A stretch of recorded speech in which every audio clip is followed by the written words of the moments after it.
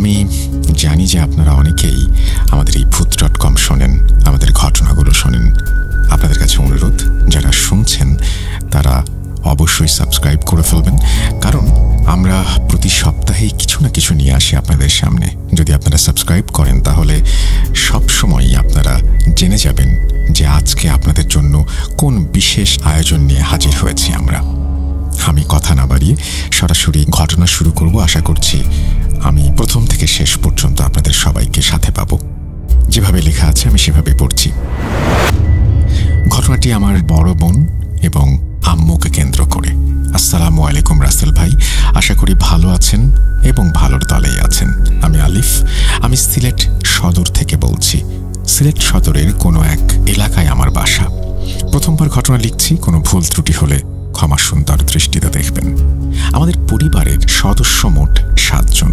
আমরা 5 ভাই বোন ও আমার বাবা মা। আমি আমাদের ভাই বোনের মধ্যে সবার ছোট, এখন বর্তমানে 10ম শ্রেণীর ছাত্র। আমি যখন খুবই ছোট তখন আমার আম্মুর কিছু মানসিক সমস্যা থাকার কারণে উনি আমাদের সঙ্গে থাকতেন না। উনি ওনার বাবার বাসায় চলে যান। ওনার বাবার বাসায় চলে যাওয়ার পর আমরা জানতে পারি যে উনি খাবার খাওয়া, গোসল করা সবকিছু বাদ দিয়ে দিয়েছেন। উনি প্রায় সব সময় একা একা কথা বলতেন, যেগুলো ছিল খুব অদ্ভুত।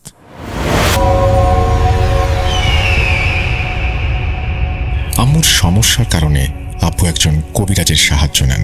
তখন হুজুর আমাদের বাসায় আসেন। উনি বলেন 1 পট মেপে চাল, 1 টুকরো পেঁয়াজ এবং 1 চিমটি নুন ওনাকে জোগাড় করে দিতে হবে। আমরা ওনার কথা মতো সবকিছু জোগাড় করে দেই। উনি একা রান্নাঘরে ঢুকে সেই 3টি উপকরণ পাতিলে পানিতে দিয়ে চুলায় রান্না করেন। তারপর উনি সেগুলো আমাদের বাড়ির নিচে রেখে আসেন। তারপর উনি বলেন ঘরের নিচে কেউ যেন না যায়। আমরাও ওনার কথা মতো ঘরের নিচে আর যাইনি। পরের দিন সকাল 7টার দিকে কলিং বেলের আওয়াজে ঘুম ভাঙে। দরজা খুলে ওনাকে দেখতে পাই। উনি এসে বলেন একজন লেবার নিয়ে আসুন এবং বাড়ির প্রথম পিলারটি খোদাই করুন। সকাল 7টা হয়, তখন কোনো লেবার পাইনি, যার কারণে আমার আব্বু আর আমার বড় ভাই ওনারা দুজন মিলেই খোঁড়াখুড়ির কাজ করেন এবং সেখান থেকে 2টি চিপসের প্যাকেট পাওয়া যায়, যার 2টির ভেতরে ছিল তাবিজ। তারপর হুজুর তাবিজগুলো পরিষ্কার করে আগুন দিয়ে মোমগুলো গলান এবং সেই 2টি তাবিজের ভেতর থেকে বের করে নিয়ে আসেন ছোট 2 টুকরো কাগজ। এগুলোতে আরবিতে অনেক কিছু লেখা ছিল এবং প্রথম তাবিজটিতে আমার আম্মুকে কেউ এঁকেছিল এবং দ্বিতীয় তাবিজটিতে আমার বড় বোন। হুজুর এসব দেখেন। তারপর আমার আব্বুকে জানান উনি এই সমস্যার কোনো সমাধান করতে পারবেন না। এটি একটি ভয়ঙ্কর ব্ল্যাক ম্যাজিক, যেটা তার দ্বারা ভাঙা সম্ভব না। এবং পরের দিন আমরা খবর পাই যে ওনাকে কেউ একজন খুবই বিভৎসভাবে মেরে ফেলেছে। আমরা খবরটি শুনে খুবই আতঙ্কিত হই। সেই দিন আমরা রাত 2টার দিকে রাতের খাবার খাই এবং নিজ নিজ জায়গায় চলে যাই ঘুমানোর জন্য। আমাদের বাসাটি ছোট হওয়ার কারণে আমার 3 বোন একসাথে ঘুমতো এবং আমি, আব্বু আর আমার ভাই একসাথে ঘুমাতাম। সেই দিন আমার বোনদের রুম থেকে কান্নাকাটির আওয়াজ আসলো, যার জন্য রাত 3:30টার দিকে আমার ঘুম ভেঙে যায়। আমার আব্বু তখন জেগে ওঠেন। যখন রুমে প্রবেশ করি তখন আমরা দেখতে পাই আমার বোন খাটে নেই এবং আমার মেজো এবং ছোট বোন খাটে তখনও ঘুমাচ্ছে। রুমে ঢোকার পরেও কান্নাকাটির শব্দ শোনা যাচ্ছিল। আমরা রুমে আমাদের বড় বোনকে খুঁজতে থাকি। তখন কিছু একটা দেখে আমার ভাইয়া হঠাৎ আঁতকে ওঠে। আমরাও লক্ষ্য করি এবং দেখতে পাই আমার আম্মু এবং বড় বোন ফ্যানের সাথে ঝুলে আছে। তা দেখে আমরা জ্ঞান হারাই। আমার যখন জ্ঞান ফেরে তখন আমি নিজেকে আবিষ্কার করি আমাদের ঘরের ফ্লোরে। আমি উঠে দাঁড়াই এবং ড্রয়িং রুমের দিকে পা বাড়ালে দেখতে পাই আমার আম্মু, আমার বড় বোন ওনারা একজন কালো অবয়বের সঙ্গে গল্প করছে। অবয়বটি কালো ছিল, সে পুরুষ নাকি মহিলা তা বুঝতে পারিনি। আমরা চিৎকার দিয়ে আবারও জ্ঞান হারাই এবং নিজেকে আবিষ্কার করি হাসপাতালে। তখন একজন নার্স এসে আমাদের জানায় আমি রাস্তার ধারে পড়েছিলাম এবং সেখানেই আমাকে খুঁজে পাওয়া যায়। আমার মাথা ফেটে রক্ত বের হচ্ছিল এবং সেই কারণেই আমাকে হাসপাতালে নিয়ে আসা হয়েছে। আমি তখন নিজের মাথায় হাত দিয়ে বুঝতে পারি আমার পুরো মাথা জুড়েই ব্যান্ডেজ। আমি তখন খুব কান্নাকাটি করতে থাকি এবং ওনাকে বলি আমাকে বাসায় দিয়ে আসার জন্য। উনি আমার কাছে বাসার ঠিকানা জানতে চান। আমি ওনাকে ঠিকানা বলতেই উনি চমকে ওঠেন। তিনি জানান তুমি সিলেট সদর থেকে সুনামগঞ্জে কিভাবে আসলে? তা শুনে আমার মাথায় আকাশ ভেঙে পড়ে এবং আমি খুবই কান্নাকাটি করতে থাকি। তখন উনি আমাকে জানান আমাকে বাসায় পৌঁছে দেবেন। ওনার কাজ শেষ হয়ে গেলে উনি ওনার কাজ সেরে তারপর আমার বাসার উদ্দেশ্যে রওনা হন। বাসায় যাওয়ার পর দেখি আমার আব্বু এবং ভাইয়া কান্নাকাটি করছে এবং বলছে, তুই এতদিন কোথায় ছিলি? আমার সাথে থাকা মহিলা আব্বুকে সব ঘটনা জানান। আমার আব্বু আমাকে জানান, যেই দিন ফ্যানের ওপর ঝুলতে থাকা আমার আম্মু এবং আব্বুকে আমরা দেখি এবং জ্ঞান হারাই, তার সাথে সাথেই ওনারা দুইজনও জ্ঞান হারান। সকালবেলায় আমার বাকি দুই বোন আব্বুদের মুখে পানি ছিটিয়ে তাদের জাগান। তারপর থেকেই আমাকে খোঁজার তাণ্ডব চলছে। আমার আব্বু সহ আমরা বাকি 4 ভাই বোন আমাদের নানা বাড়ি যাই। দেখতে পাই সেখানে আমার আব্বু এবং আম্মুকে। ওনারা আমাদের দেখে জানান ওনারা বাড়িতে ফিরবেন। সেই দিন বেশি রাত হয়ে যাওয়ার কারণে আমার ছোট খালা এবং নানু আমার আব্বুকে জানান, অনেক রাত হয়েছে, আজকে থেকে যাও। যেই ভাবা সেই কাজ, আমরা ওখানে থেকে যাই। নানু বাড়ি গ্রামে হওয়ার কারণে লোডশেডিং হয় প্রচুর এবং মাগরিবের পর একদম খুটখুটে অন্ধকার চারিদিকে। তখন আমার ভাই আর আমার খালাতো ভাইয়ের সাথে আমরা গল্প করছিলাম। রুম থেকে বের হয়ে খাওয়ার ঘরের উদ্দেশ্যে পা বাড়ালে দেখতে পাই আমার খাবার ঘরে এবং ওনার সাথে আরো 5 থেকে 6 জন মহিলা কালো কাপড় পরে আম্মুকে ঘিরে দাঁড়িয়ে আছে। আমার ভাই সেটা দেখে চিৎকার দিয়ে জ্ঞান হারায়। তারপর রাতটা কোনো রকমে পার হয়। একজন ভালো হুজুরের সন্ধান পাই আমরা। উনি আমাদের বাড়িতে ঢুকেই বলেন, একটি মুরগি পুরো দাড়িপাল্লায় মেপে 5 কেজি ওজনের জ্যান্ত মুরগি হতে হবে, সেটা তাকে দিতে হবে। নিয়ে আসার পর তিনি সেই রুমে সেই মুরগি এবং আম্মু আর আপুর 2খানা ছবি নিয়ে ঢোকেন। উনি ঠিক 40 মিনিট পর রুম থেকে বের হয়ে জানান আমার আম্মুর উপরে কালো জাদু করা হয়েছে আর আপুকে কোনো একটি পুরুষ জিনের পছন্দ হয়েছে। তিনি তখন বলে ওঠেন, আম্মুর উপরে যিনি কালো জাদু করেছেন তিনি একজন মহিলা, আমার আম্মুর রক্তের খুব কাছের, যিনি কিনা কখনোই আম্মুকে সহ্য করতে পারেননি। তিনি ঝড় বৃষ্টির কোনো এক গভীর রাতে এসে তাবিজটি বাড়ির আঙিনায় পুঁতে দিয়ে যান।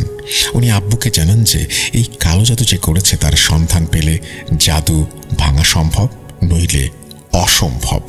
হুজুর মহিলাটির বর্ণনা দেন, তার বিবরণে উচ্চতার প্রসঙ্গটিও আসে, যিনি কিনা আমার আম্মুর বিশেষ করে আমার নানার আত্মীয়দের মধ্যে পড়েন। উনি আব্বুকে জানান, আপনাদের আত্মীয়দের মধ্যে এমন কোনো মহিলা আছে যিনি গভীর রাতে আপনাদের বাসায় এসেছিলেন?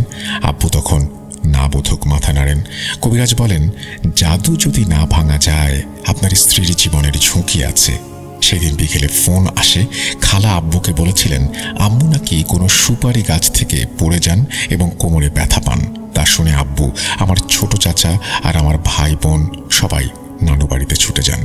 যাওয়ার পর আমার আম্মু আমার আব্বুকে দেখেই খুব রেগে যান এবং ওনাকে অশ্লীল ভাষায় গালাগালি করতে থাকেন। তা দেখে বাড়ির সবাইরা তাকে আটকায় এবং আব্বু চাচা সহ বাকিরা বাসায় ফিরে আসে। বাসায় এসে দেখতে পায় ড্রয়িং রুমের মেঝেতে অনেকগুলো মহিলা গোল হয়ে বসে আছে এবং তারা বিভিন্ন ভাষায় কথা বলছে। আব্বু তাদের পরিচয় জানতে চান, সাথে সাথেই সবাই যেন বাতাসে মিলিয়ে যায়। তারপর আব্বু আবার দোয়া দুরুদ পড়ে ঘরে প্রবেশ করেন। তারপর সেদিন বাইরে থেকে খাবার আনানো হয় এবং আমরা সবাই খেয়ে ঘুমিয়ে পড়ি। আমরা সকলেই এক রুমে ঘুমাই।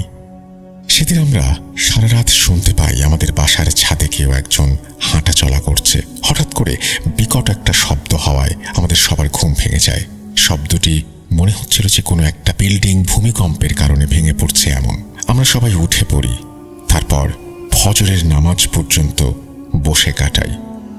আমাদের তারপরে ঘুম আসে এবং ঘুম ভাঙে সকাল 9টায় কলিং বেলের শব্দে। আমার আব্বু দরজা খোলার উদ্দেশ্যে বাইরে যান, পিছু পিছু আমরাও যাই। হুজুর এসেছেন। তিনি বলেন, আপনার স্ত্রীর বাবার বাড়িতে যেতে চাই। আমরা কোনো রকম ঘরটা তালা দিয়ে সকালের নাস্তা না খেয়ে রওনা হই। নানা বাড়ির উদ্দেশ্যে হুজুর সহ আমরা পৌঁছাই সেখানে। আগ থেকে বলে রাখা ভালো, আমার নানারা ছিলেন 2 ভাই 7 বোন। 2 ভাই থেকে এক ভাইয়ের বয়স 15 বছরের ব্যবধানে ছিল এবং তিনি অসুস্থ হয়ে মারা যান এবং 7 বোন থেকে কোনো এক বোনের ছেলে আমার আব্বু। বুঝতেই পারছেন ওনারা ছিলেন মামাতো ফুফাতো ভাই বোন। এরপরে তিনি তার ফ্যামিলির বিস্তারিত বিবরণ দিয়েছেন, অর্থাৎ কে তার আম্মু আব্বুকে লালন পালন করেছেন, কার সাথে কার বিয়ে হলো এবং সেই কারণে কে অসন্তুষ্ট হলো। এই লেখাগুলোর মধ্যে দাড়ি কমার সমস্যা আছে এবং বুঝতে খুব সমস্যা হয়, তাই জন্য আমি এই অংশটি বাদ দিয়ে যাচ্ছি। এরপরে তিনি আবারও মূল ঘটনায় আসছেন এবং সেখান থেকে আমি শুরু করছি। আমার এই অপারগতার জন্য আপনারা ক্ষমা করবেন। হুজুর ওখানে পৌঁছানোর পরে আম্মু যেখানে আছেন সেখানে যান এবং সেখানে একটা তেঁতুল গাছ, একটা জাম গাছ আছে, সেই গাছের নিচ থেকে 2টি তাবিজ বের করে পুড়িয়ে ফেলেন। তারপর আম্মু অনেকটাই সুস্থ হয়ে যান। হুজুর আমাদেরকে জানান আসল তাবিজগুলোকে পুড়িয়ে ফেলার কারণে জাদু নষ্ট হয়ে গেছে, কিন্তু কে এই কালো জাদু করেছিলেন তার হদিস পাওয়া যায়নি। তারপর থেকে আমার আম্মুর আর কোনো সমস্যা দেখা যেত না। আমরা সব সময় এটা ধরে নিয়েছিলাম যে সম্পত্তির জন্য আমার 7 ফুপুর কোনো এক মেয়ে এই কাজটি করেছিল। বিপদ আমাদের পুরোপুরি কেটে যায়নি। তারপর শুরু হয় আরও একটি সংগ্রাম। আমার বোনকে রাত্রে খুঁজে পাওয়া যেত না। অনেক সময় তাকে কবরস্থান বা কোনো গাছের নিচে পাওয়া যেত। তার শরীরে খুবই ভয়ঙ্কর আঁচড়ের দাগ, কামড়ের দাগ পাওয়া যেত। আমরা দেখে খুবই অস্বস্তিতে পড়তাম এবং আমাদের ঘুম ভেঙে যেত মাঝে মাঝে। আমরা সেখানে বেরিয়ে যেতাম, খুঁজতাম। তার অবস্থা খারাপ দেখে হুজুরকে খবর দিলে উনি জানান এই সমস্যাটিরও কথা তিনি জানতেন এবং অনেক দেরি হয়ে গেছে। উনি কিছু তাবিজ ও পানি পড়া দিয়ে বের হয়ে যান ঘর থেকে। বলে রাখা ভালো, আম্মু সহ বাকি 5 ভাই বোন ঘরে ছিলাম আমরা। আব্বু ঘরে ঢোকার সময় হুজুরের সাথে দেখা করেন এবং তখন আব্বু ওনাকে বলেন, আগে কখনো দেখিনি ওনাকে, আমি ওনাকে আসার কথাও বলিনি। সাথে সাথে হুজুর হাওয়ায় মিলিয়ে যায় এবং আমার বোন ঘরের মধ্যে এক ঝড় তোলে। সারা ঘর যেন কাঁপতে থাকে। আমার পক্ষে এখন আর কিছু করা সম্ভব না। হুজুর যখন আসেন তিনি এই কথাই বলেন, দেরি হয়ে গেছে, এখন পুরুষ জিনটি আপনার মেয়েকে নিয়ে যাবে। তারপর মসজিদের ইমাম সহ আরও কয়েকজন শক্তিশালী হুজুর আসেন জিনটির মোকাবেলা করার জন্য। জিনটি আমার বোনের শরীরে ঢুকে যায় এবং হুজুরা অনেক সূরা কালাম পাঠ করতে থাকেন। এক সময় আমার বোনের ভেতরে থাকা জিনটি বলে ওঠে, সে যদি আমার না হয় তাহলে কারো হতে পারবে না। যাই হোক, অনেক চেষ্টার পরে সেই জিনকে শরীর থেকে মুক্ত করা হয়, কিন্তু সে যে বলেছিল তার প্রতিশোধ সে নেয়। তার বোন অনেক উঁচু কোনো জায়গা থেকে পড়ে গিয়ে প্যারালাইজড হয়ে যায়। এই কথাগুলো বেশ অসংলগ্ন বলেই আমি আমার নিজের ভাষায় বলছি। এবং তার বোনকে হুইল চেয়ারে চলাফেরা করতে হয়। এতক্ষণ যে ঘটনাগুলো বললাম খুব ছোট থাকার কারণে অল্প অল্প মনে ছিল। 9ম শ্রেণীতে ওঠার পর ভাইয়ার কাছে সম্পূর্ণ শুনেছি। প্রিয় লিসেনার্স, আমার পরিবার এবং আমার বোনের জন্য সকলে দোয়া করবেন। এই বলে তিনি তার ঘটনা শেষ করেছেন। আশা করছি এই ঘটনাটি আপনাদের ভালো লেগেছে। ভালো লাগলে অবশ্যই আমাদের জানাবেন। আমরা চলে যাব আমাদের পরবর্তী ঘটনায়।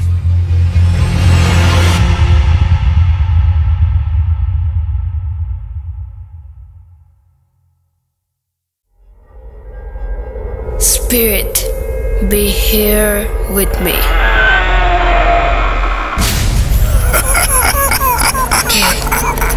¿Qué তুমি?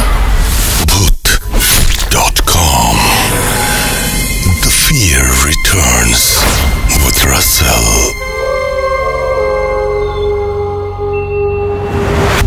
Welcome back. আশা করছি আপনারা সবাই ভালো আছেন এবং ভালোর তলে আছেন।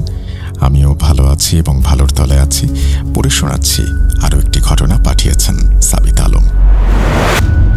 কখনো কখনো আমরা এমন কিছু জিনিস কিনে ফেলি, ভাবি যে সেটা শুধুই হয়তো খুব একটা সাধারণ জিনিস, কিন্তু মাঝে মাঝে এমন জিনিস বাস্তবে নিয়ে আসে এক ভয়ঙ্কর অভিশাপ আর মৃত্যু।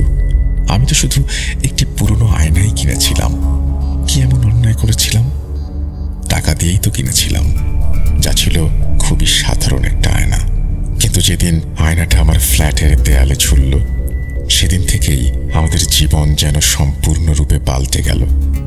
আমি জানতাম না যে ওই আয়নায় শুধু আমার প্রতিবিম্বই নয়, আমাদের প্রতিবিম্বই নয়, বরং সেটার ভেতর এমন কিছু আছে যা আসলে ধোঁয়ার মতো অদৃশ্য। সে যেন আমার দিকে চোখ গুঁজে তাকাতো। কেউ ছিল যে আমাকে দেখছিল, আমাকে আর আমার বাড়িটাকে ধ্বংস করতে চাইছিল।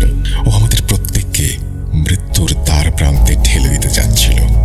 প্রিয় লিসেনার্স, আপনারা শুনতে চান সেই ঘটনাটি?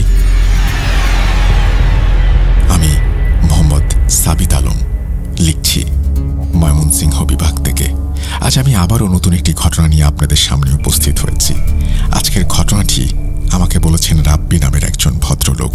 ঘটনাটি রাব্বি সাহেব আমাকে যেভাবে বলেছেন আমি সেভাবেই উপস্থাপন করছি। অনিচ্ছাকৃত ভুল ত্রুটির জন্য ক্ষমা প্রার্থনা করছি। বলছেন আশফাকুদ্দিন রাব্বি।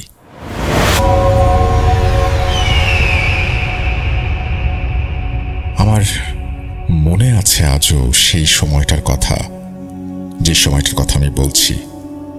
আমি তখন একটা ফ্ল্যাট কিনেছিলাম, আর আমার স্ত্রী একটু একটু করে সেটাকে সাজাচ্ছিল। কোনো প্রপার্টি কেনার পর সাধারণত মানুষের কাছে নতুন করে সবকিছু কেনার মতো বাজেট থাকে না। আমাদের অবস্থাও একই রকম ছিল। কিছু প্রধান দরকারি জিনিস যেমন বেড আর কিছু কিছু জিনিসপত্র কিনেছিলাম, কিন্তু ফার্নিচারে কিছু জিনিস আমরা ভাবলাম যে সেকেন্ড হ্যান্ড নেওয়া যাক। সেই উদ্দেশ্যে টাঙ্গাইলের একটি ফার্নিচার শপে গিয়ে আমরা হাজির হয়েছিলাম, যেখানে একটা রয়্যাল অ্যান্টিক স্টাইলের মিরর ছিল। আমাদের খুব পছন্দ হয়েছিল। ওটা ছিল ডার্ক ম্যাট ব্রাউন কালারের, মোগল আমলের ফার্নিচারের মতো। মিররের চারপাশে খুব চমৎকার খোদাই করা কাজ ছিল, অনেক বড় বড় ড্রয়ার, কোথাও কোনো স্পট নেই। আমি ভালো করে দেখলাম, একটু পলিশ করলেই একদম নতুন হয়ে যাবে। আমি তখন ভেবেছিলাম কেউ এত সুন্দর একটা জিনিস কিভাবে বাড়ি থেকে বের করে দিল। যদি আয়নাটা আমরা নতুন কিনতাম অনেক দাম পড়তো। আমি নিশ্চিত ছিলাম এখনো দাম অনেকই হবে, তবে নতুনের তুলনায় তো কম। আমি দাম কমানোর চেষ্টা করলাম, আর দোকানদারও তাড়াতাড়ি চুক্তি করে ফেলল। আমি আয়নাটাকে নিয়ে বাড়ি ফিরে আসলাম। দুপুরের সময় বাড়ি যেতে যেতে কাঠের ফার্নিচার পলিশ করেন যিনি, তাকে ফোন করলাম। বাড়ি ফিরেই দেখলাম লোকটিও হাজির। আমি খুশি হলাম, ভালোই হলো, সন্ধ্যায় আয়নাটা সেট করা যাবে। এদিকে পলিশ করতে আসা লোকটিও বলল এমন আয়না সে কখনো দেখেনি। আমি খুশি হলাম, ভালো জিনিস কিনেছি। আমাদের ফ্ল্যাটটা বেশ বড়, 5 রুমের।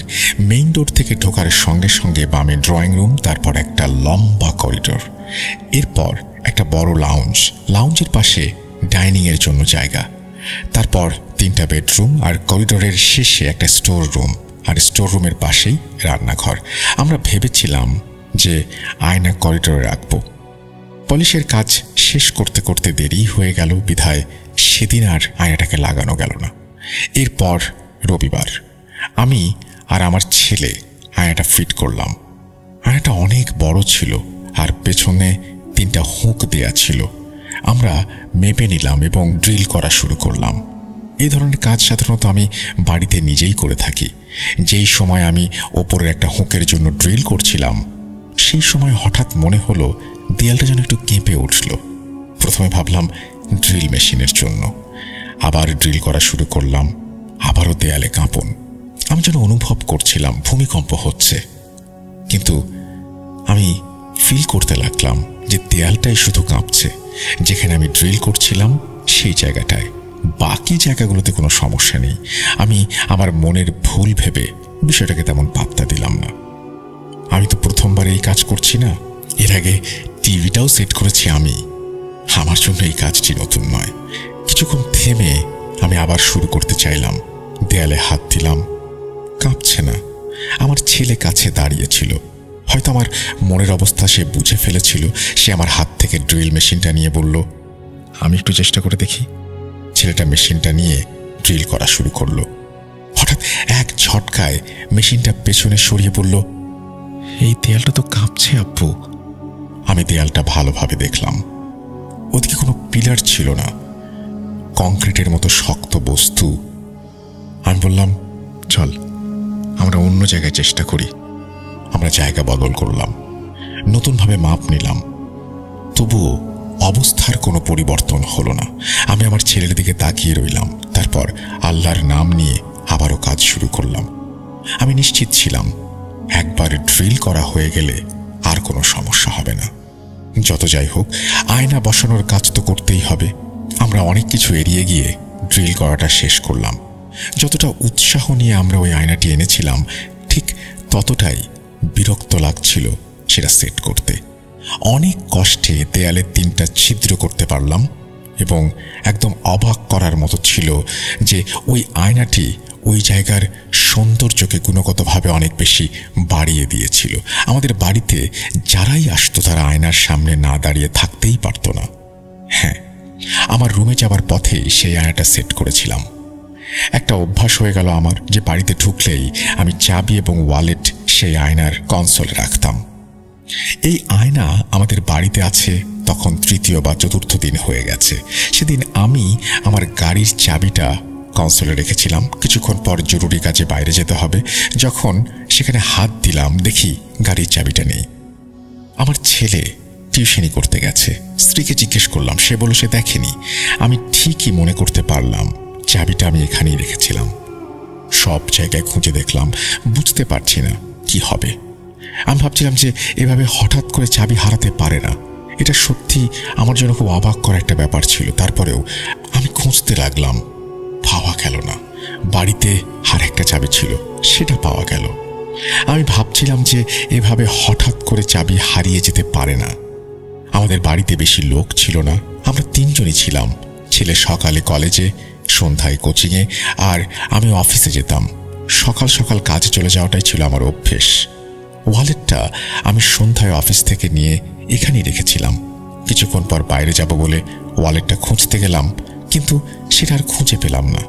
ওই ওয়ালেটে বেশি টাকা ছিল না। আমার সব কার্ড আমি আলাদা করে একটা হোল্ডারে রাখতাম।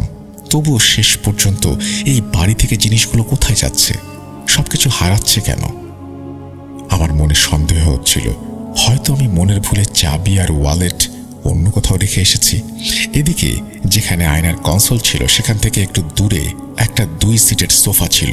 সেখানে আমার স্ত্রী প্রায়ই শুয়ে বসে বিভিন্ন আর্টিকেল পড়ত। শীতকালে সোফার ওপর একটা কমফোর্টারও থাকত। সেদিন সন্ধ্যায় আমার স্ত্রী ঘরে যাওয়ার আগে সোফায় শুয়ে কমফোর্টার গায়ে জড়িয়ে আর্টিকেল পড়ছিল। যখন উঠে গেল তখনও কমফোর্টারটা সোফাতেই ছিল। এরপর আমার স্ত্রী বাড়ি থেকে বের হয়ে যায়। আমি বাসায় একা, দরজা বন্ধ করে আমি শুয়ে পড়ি। ঘুমের মধ্যেই আমি একটা স্বপ্ন দেখি। আমাদের সেই 2 সিটের সোফার পেছনে আগুন ধরে গেছে। আমি বুঝতে পারলাম যে সেটা অগ্নিকাণ্ডের মতো কোনো বিষয় ছিল না, যেন কোনো কিছু হালকা হালকা জ্বলছে। জ্বলতে জ্বলতে আগুন ঝড়ের মতো ছড়িয়ে পড়ে। কমফোর্টারের সোফাতেও আগুন লেগে গেছে। স্বপ্নে কিছুটা অস্বস্তি অনুভব করলাম। আমি ঘাড় ঘুরিয়ে দেখার চেষ্টা করলাম, কিন্তু আমি কি জানতাম যে এভাবে আমার সেই স্বপ্নটাই সত্যি হয়ে যাবে। আল্লাহ আমাকে মাফ করুক। ঘুম থেকে ওঠার পর আমার তীব্র পানির পিপাসা অনুভূত হলো।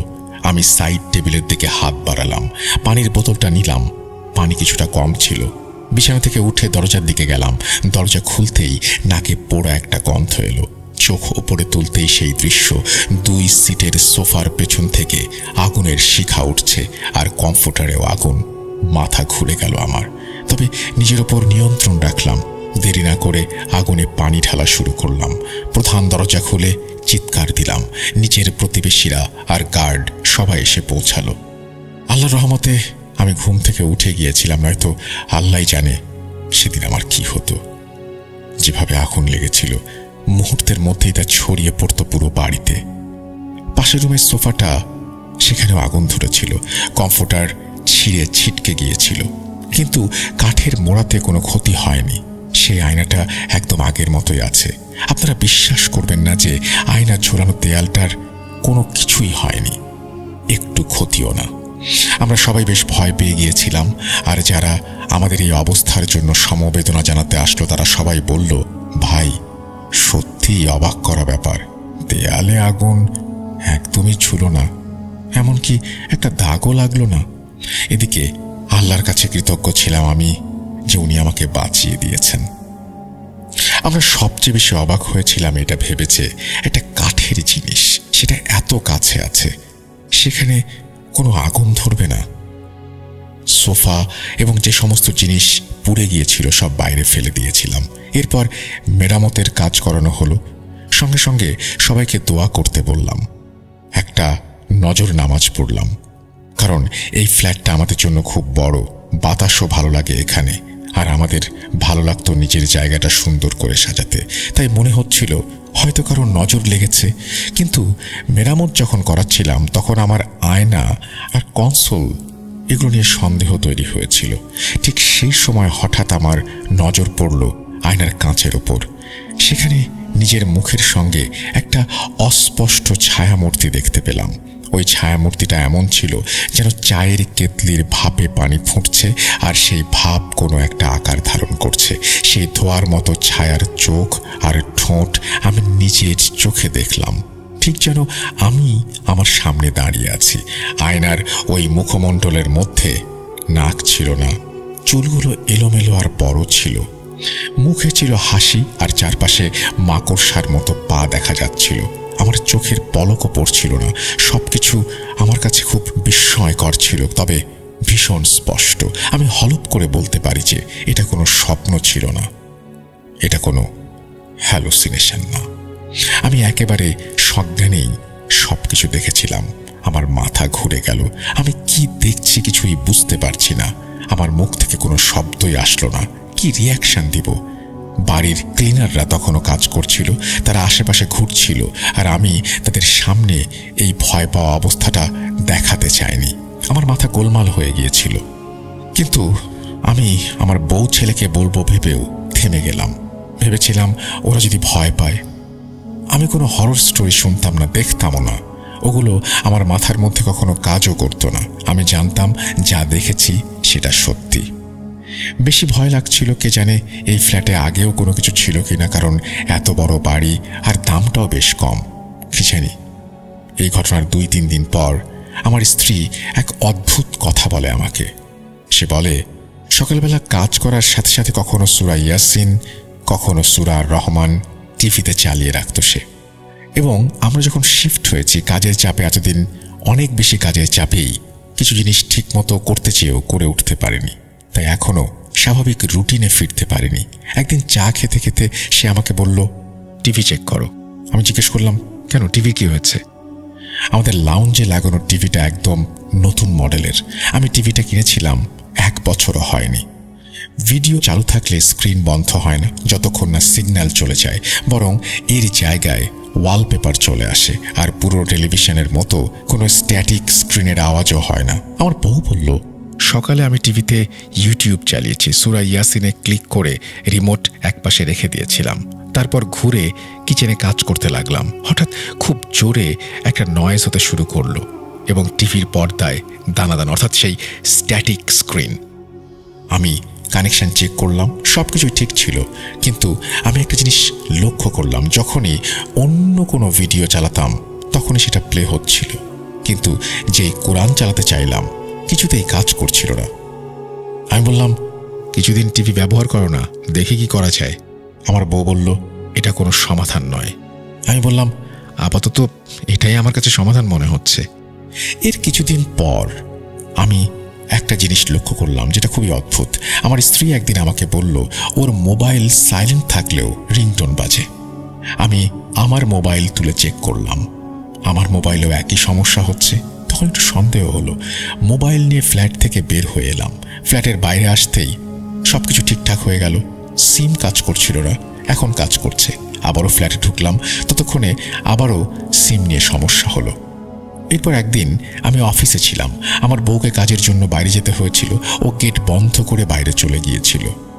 2-3 ঘন্টা পরে সে যখন বাড়ি ফিরল, আমাদের ড্রাইভারও ওর সাথে ছিল, হাতে কিছু শপিং ব্যাগ নিয়ে। আমার বউ বাড়ির ভিতরে ঢুকলো। সে কোনো অস্বাভাবিক কিছু অনুভব করেনি। ড্রাইভার তার পেছন পেছন বাড়িতে ঢুকেছিল। দরজার কাছে ব্যাগ রেখে পেছন দিক থেকে দরজা দিয়ে বাইরে বের হতে চাইল। ঠিক তখনই আমার ওয়াইফ সুইচের দিকে হাত বাড়ালো লাইট জ্বালাতে। ড্রাইভার হঠাৎ চিৎকার করে উঠল, না ম্যাম, হাত দিন না সুইচে। আমার ওয়াইফ তাৎক্ষণিক বাইরে বেরিয়ে এলো এবং খুব বিরক্ত হয়ে ড্রাইভারের এমন ব্যবহারের জন্য তাকে প্রশ্ন করতে শুরু করলো। তখন ড্রাইভার চেঁচিয়ে বলল, ম্যাম, গন্ধ পাচ্ছেন না? ঘরের ভেতরে গ্যাসে ভরে গেছে। আমার সম্পূর্ণ বাড়ি কিভাবে গ্যাসে ভরে গেল এবং আমার স্ত্রী কোনো গন্ধই পেল না, এটা কিভাবে সম্ভব? এই কথাগুলো আমাকে সম্পূর্ণ শকের ওপরে রেখেছিল। কিন্তু শেষ পর্যন্ত কি ঘটেছিল, সেদিন যে কোনো অঘটন ঘটতেই পারত। সবচেয়ে অবাক করা ব্যাপার ছিল গ্যাসই শুধু চালু ছিল। যদিও আমার স্ত্রী চুলার কাছে দাঁড়িয়ে ছিল, তবুও সে একটুও গন্ধ টের পায়নি। আমি অবাক হয়ে বললাম, তোমার নাক বন্ধ নয় তো ঠান্ডায়? সে বিরক্ত হয়ে বলল, তার ঠান্ডা লাগেনি। আসলে যতক্ষণ না আমাদের কোনো ক্ষতি হয় ততক্ষণ পর্যন্ত আমরা কোনো বিষয় নিয়ে ভ্রুক্ষেপ করি না, কিন্তু যা ঘটে তার সব কিছুর পেছনে একটা কারণ থাকে।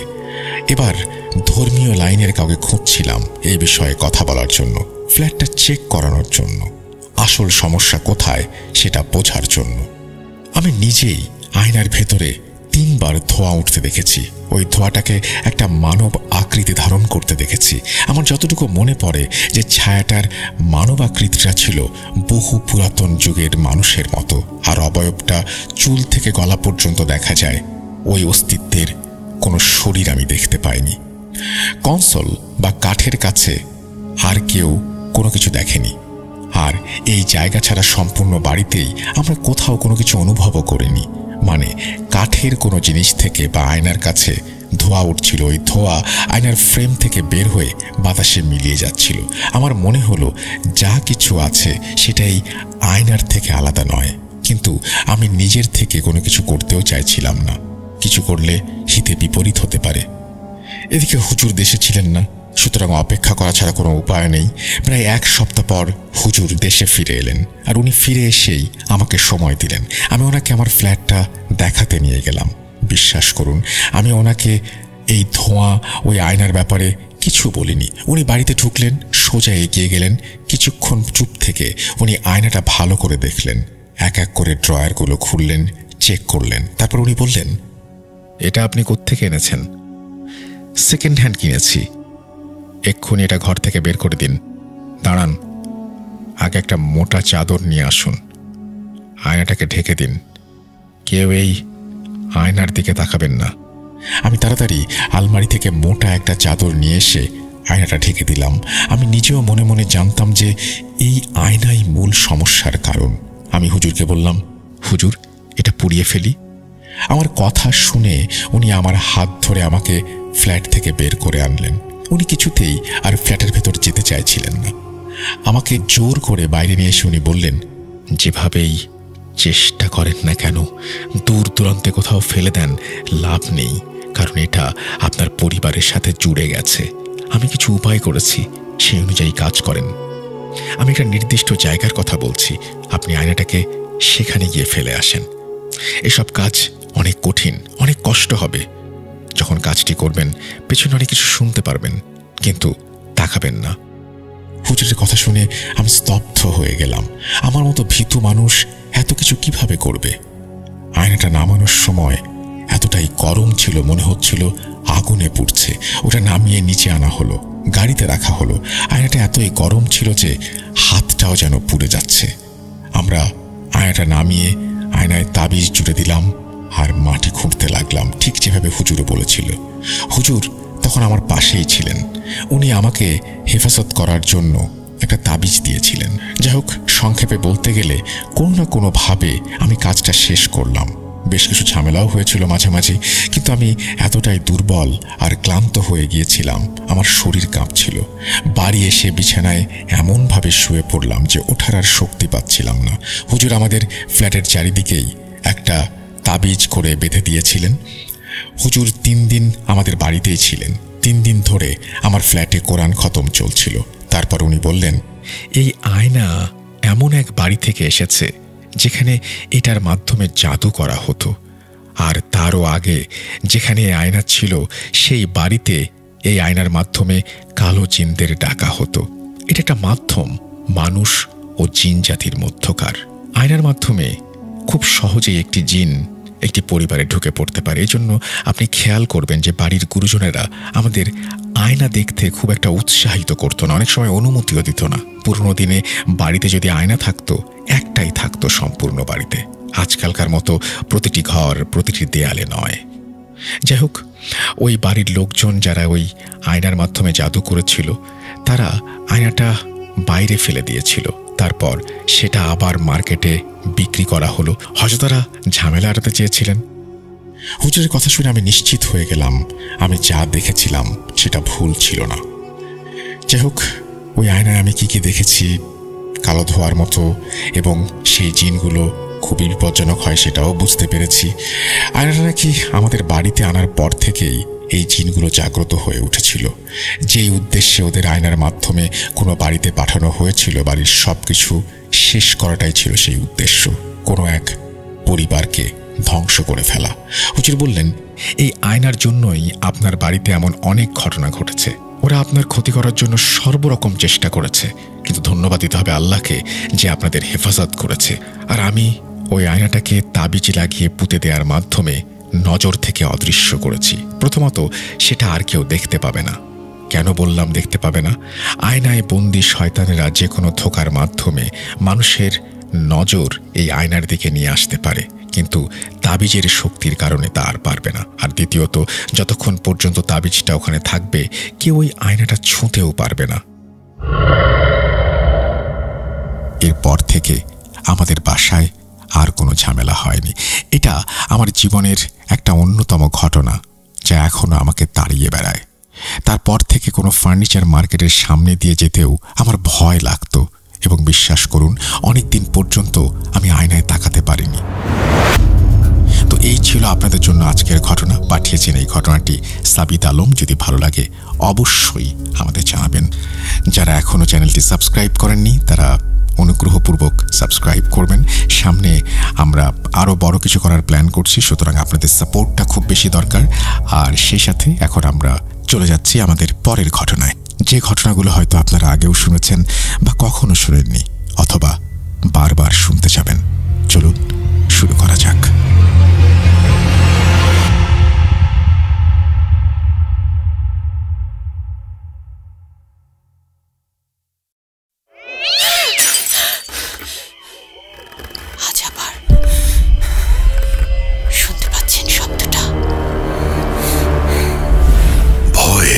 আরেক নাম ভূত.com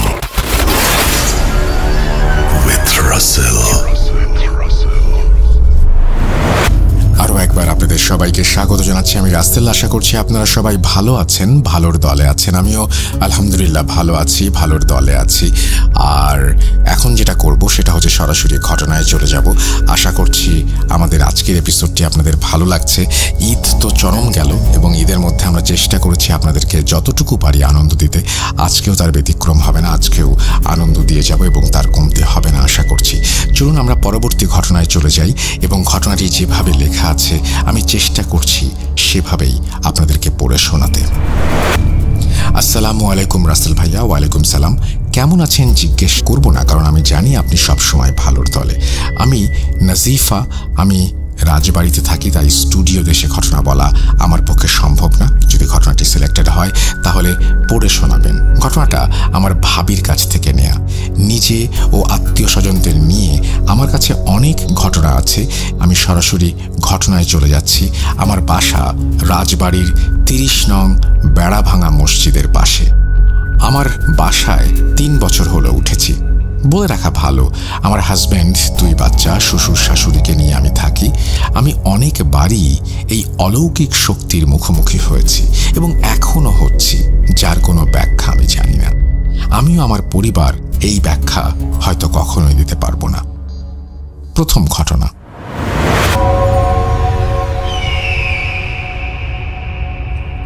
ঘটনা শুরু হয় 2019-এর নভেম্বর মাসে। তখন মোটামুটি ভালোই শীত পড়েছে।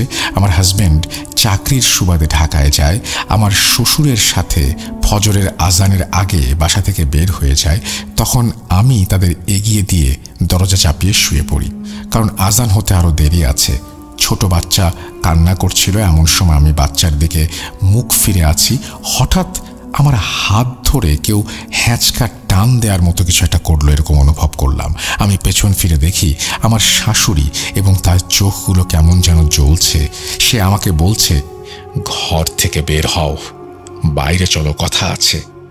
আমি তখন ঘুমের ঘোরে বুঝতে পারিনি, তাই বলে দিলাম, মা আপনি ঘরে যান, আমি পরে আসবো, বাবু ছাড়ছে না। কিন্তু সে দাঁড়িয়েই আছে। এমন সময় আজানের ধ্বনি শোনা গেলে আমার শাশুড়ি বেশি এই অশরীরী আস্তে করে আমার দরজার কাছে গিয়ে মিলিয়ে যান। আমি অন্ধকারেও স্পষ্ট সেটা বুঝতে পেরেছিলাম। সকালে আমি আমার শাশুড়িকে জিজ্ঞেস করলাম, মা, আপনি আমাকে ডেকেছিলেন কেন? তখন মা বললেন, কই না তো, আমি ডাকি নাই তো, তুমি হয়তো ঘুমের মাঝে স্বপ্ন দেখেছ। তখন আমি ব্যাপারটা মাথা থেকে বের করে দিলাম আর নিজেকে বুঝালাম, হয়তো ঘুমের ঘোরে সব দেখেছি, এরপর আর এসব ফিল করিনি। 2020 সালের সময়ের কথা। আমি তখন অনেক রাত করে ঘুমাতাম, ফেসবুকে নিউজ ফিড স্ক্রল করতাম। অনেক সময় মনে হতো আমার জানালার পাশে কেউ পা ঘষে ঘষে হাঁটছে। আমার অনেক সময় মনে হতো কেউ জানালার পাশে দাঁড়িয়ে কথা বলছে ফিস ফিস করে। পাশের বাড়ির একজন মুরব্বী ভাড়া থাকতো, তার মেয়ে, জামাই আর 2 নাতি নাতনিকে নিয়ে। বাসাটি ছিল টিন শেডের। মাঝে মধ্যে ওই মুরব্বী আন্টি বলতো এই বাসায় সমস্যা আছে। তখন আমিও আমার কথাগুলো ওনার সাথে শেয়ার করি। উনি ওনার ঘটনা বলতে শুরু করেন। আমরা যখন এই টিন শেডটাতে উঠি তখন থেকে কেন জানি না মনে হয় রাতের বেলা কেউ হাঁটে টিনের চালে, মানুষের মতো করে কেউ শব্দ করে হাঁটে। আমার ছোট নাতি রাতে ঘুমাতে পারে না, সারা রাত ঘুমের মধ্যে ভয় পায়, কান্না করে। একদিন তাহাজ্জুদের নামাজ পড়তে উঠেছি। নামাজের পর আমি জায়নামাজে বসেছিলাম। তখন আমার জানলা আর তোমার জানলার মাঝখানে যে কাঁঠাল গাছটা রয়েছে ওইখান থেকে আমাকে কেউ বলছে, নামাজ পড়বি, পাক পবিত্র থাকবি, আমার জায়গায় আমি থাকবো, তোর জায়গায় তুই থাকবি। তারপর একদিন রাতে আমার মেয়ে জামাই মাছ নিয়ে ঘরের সামনে আসলে তার হাত থেকে মাছটা কেউ কেড়ে নেয়, মানে উধাও হয়ে যায়। তো সে ভয়ে ঘরে চলে আসে আর আমার নাতনি ঘরের পাশে একটা গাব গাছ আছে, ওই গাছের ডালে একজোড়া পা দেখতে পায়। তখন আমার নাতনি ভয় পেয়ে বাড়ি চলে আসে আর সারা রাত কান্না করতে থাকে। ভোরের দিকে ফজরের আজানের আগে হঠাৎ আমার বারান্দার গ্রিলে ঠক ঠক শব্দ হয়। আমি রুমের দরজা খুলতেই দেখি কালো একটা লম্বা মানুষের আকৃতি, 8-9 ফুট হবে, চুলগুলো যেন মাথা থেকে পা পর্যন্ত চলে গেছে, এবং সে কিভাবে আসছিল যাচ্ছিল, মাটির উপরে ভাসছিল কিনা বোঝা যাচ্ছিল না। চোখগুলো ছিল আগুনের মতো লাল। আমাকে বলছে, দরজা খুলে তোর নাতনিকে দে। আমি তখন ভয় পেয়ে যত দোয়া দরুদ কালাম পারতাম সব পড়া শুরু করে দিয়েছি। আর পরদিন বাড়িওয়ালাকে বলেছি আমি আপনাদের এই বাসায় থাকবো না, এবং আমি আমার পরিবারকে নিয়ে আমি চলে যাচ্ছি, এখানে থাকা সম্ভব না। আর বলতে পারবো না, আমার কিছু মনে নেই। তার পরের ঘটনাগুলো তার নাতনির কাছ থেকে শোনা, তার মতো করেই বলছি। আমরা যখন অন্য বাসায় চলে এসেছি এরপর থেকে নানির সাথে উল্টাপাল্টা কিছু না কিছু হতোই। কি হচ্ছে জিজ্ঞেস করলে তিনি বলতেন, কিছু না, আমি জানি না, কিছু মনে নেই, কিন্তু ডাক্তার বলছে বয়স হয়েছে তো তাই হয়তো ভুলে যাচ্ছে, আমি মেডিসিন দিয়ে দিচ্ছি, ঠিক হয়ে যাবে। কিন্তু না, নানির আচরণ দিন দিন খারাপ হতে থাকে। অল্প কিছুতেই রেগে যায়, যা কখনো নানি করতো না, কারণ নানি অনেক শান্তশিষ্ট স্বভাবের। এরপরে একদিন রাতে নানি বেশে থাকা শয়তান, সেই পিশাচ জিন আমাকে মেরে ফেলার চেষ্টা করে, কিন্তু পারেনি। আমরা নানিকে একজন কবিরাজের বাড়িতে নিয়ে যাই এবং আমার দাদাবাড়ি এলাকার কবিরাজ নানিকে দেখেন এবং অনেক কিছু বলার পর কাজ শুরু করেন। এবং তিনি বলেন যে 10 কেজি মিষ্টি, 2টা মোরগ, একটা কালো খাসি কিনে আনতে হবে, রাত 2টার দিকে পুকুর পাড়ে রেখে দিতে হবে সেটা। এবং তিনি আরও বলছেন ফেরার সময় যেন পেছনে না তাকাই। কবিরাজ যেমন বলেন আমি তেমনটাই করি। তারপর আর কোনো সমস্যা হয়নি। এই বলে শেষ করল। এরপর ওই বাসায় নতুন ভাড়াটিয়া আসে। তারা খুবই মিশুক ছিল। তারা 4 জন মেম্বার ছিলেন। বাসায় বাবা, মা, একটি ছেলে আর একটি মেয়ে। মেয়েটি বিবাহিত, কিন্তু মায়ের কাছ থেকে পড়াশোনা করে ছেলেটা আর্মিতে জব করে আর বাড়ি থেকে দূরে হয়, অনেকদিন পর পর আসে। 5 মাস ভালোই চলছিল, কিন্তু হঠাৎ একদিন মেয়েটা রাতে চিৎকার করে ঘুম থেকে উঠে যায়। তখন মেয়েটার বাবা মা মেয়েটির রুমে আসলে যা দেখে তা কেউ দেখার জন্য প্রস্তুত থাকতে পারে না। তারা দেখে কে যেন তার পাশে শুয়ে আছে এবং গরম নিঃশ্বাস ফেলছে। তারপর থেকে ওদের সাথে নিয়মিত অদ্ভুত ব্যাপারগুলো ঘটেই চলেছে। প্রতিদিন সন্ধ্যার পর শুধু আমাদের ওই বাসার ওপরে বিদ্যুৎ চমকায়, মনে হয় এখনই বড় ঝড় হবে, অথচ বাড়ির বাইরে গেলে আকাশ পূব দিকে পরিষ্কার এবং সবকিছু ঠিকঠাক, কিন্তু বাড়ির ভিতরে দমকা হাওয়া এলোমেলো হয়ে যায়। আমরা জানি না ঘটনা যদি সিলেক্টেড হয় তাহলে আরও কিছু ঘটনা লিখে পাঠাবো, এই বলে তিনি তার ঘটনা শেষ করেছেন। আশা করছি এই ঘটনাটি আপনাদের ভালো লেগেছে। যদি ভালো লাগে অবশ্যই আমাদের জানাবেন, যদি ভালো না লাগে সেটাও আমাদেরকে জানাবেন। আমরা চলে যাব আমাদের পরবর্তী ঘটনায়, তবে ফিরে আসছি আজকের এই শোটাকে যে কতটা বেশি উপভোগ করা যায় চেষ্টা করে আমরা দেখি। চলুন আমরা পরবর্তী ঘটনায় যাই।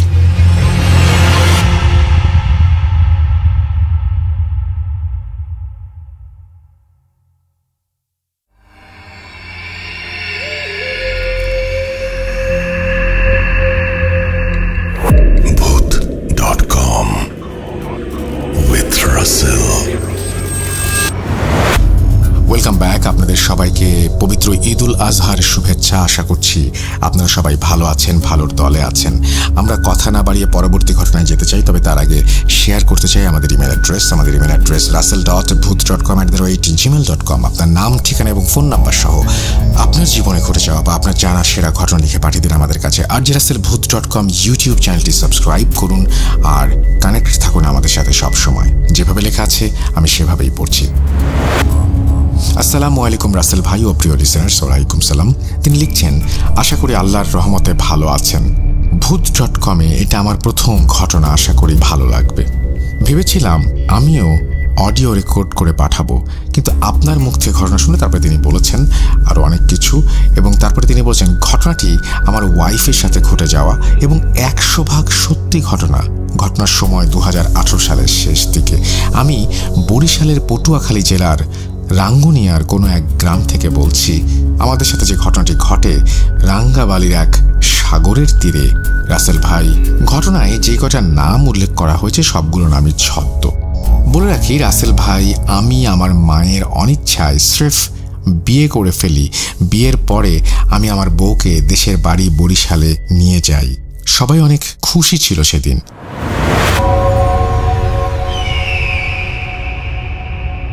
সেদিনের পর আমার এক ভাগ্নি আমাদের বাসায় আসে এবং বাসায় এসে সে বলে সে আমাদের মামুনির সাথে ঘুরতে যাবে। তাই আমরা ডিসাইড করলাম যে বরিশালের রাঙ্গাবালিতে অনেক সুন্দর সুন্দর স্থান রয়েছে, সেরকমই কোনো একটা জায়গা ধরে আমরা চলে যাব।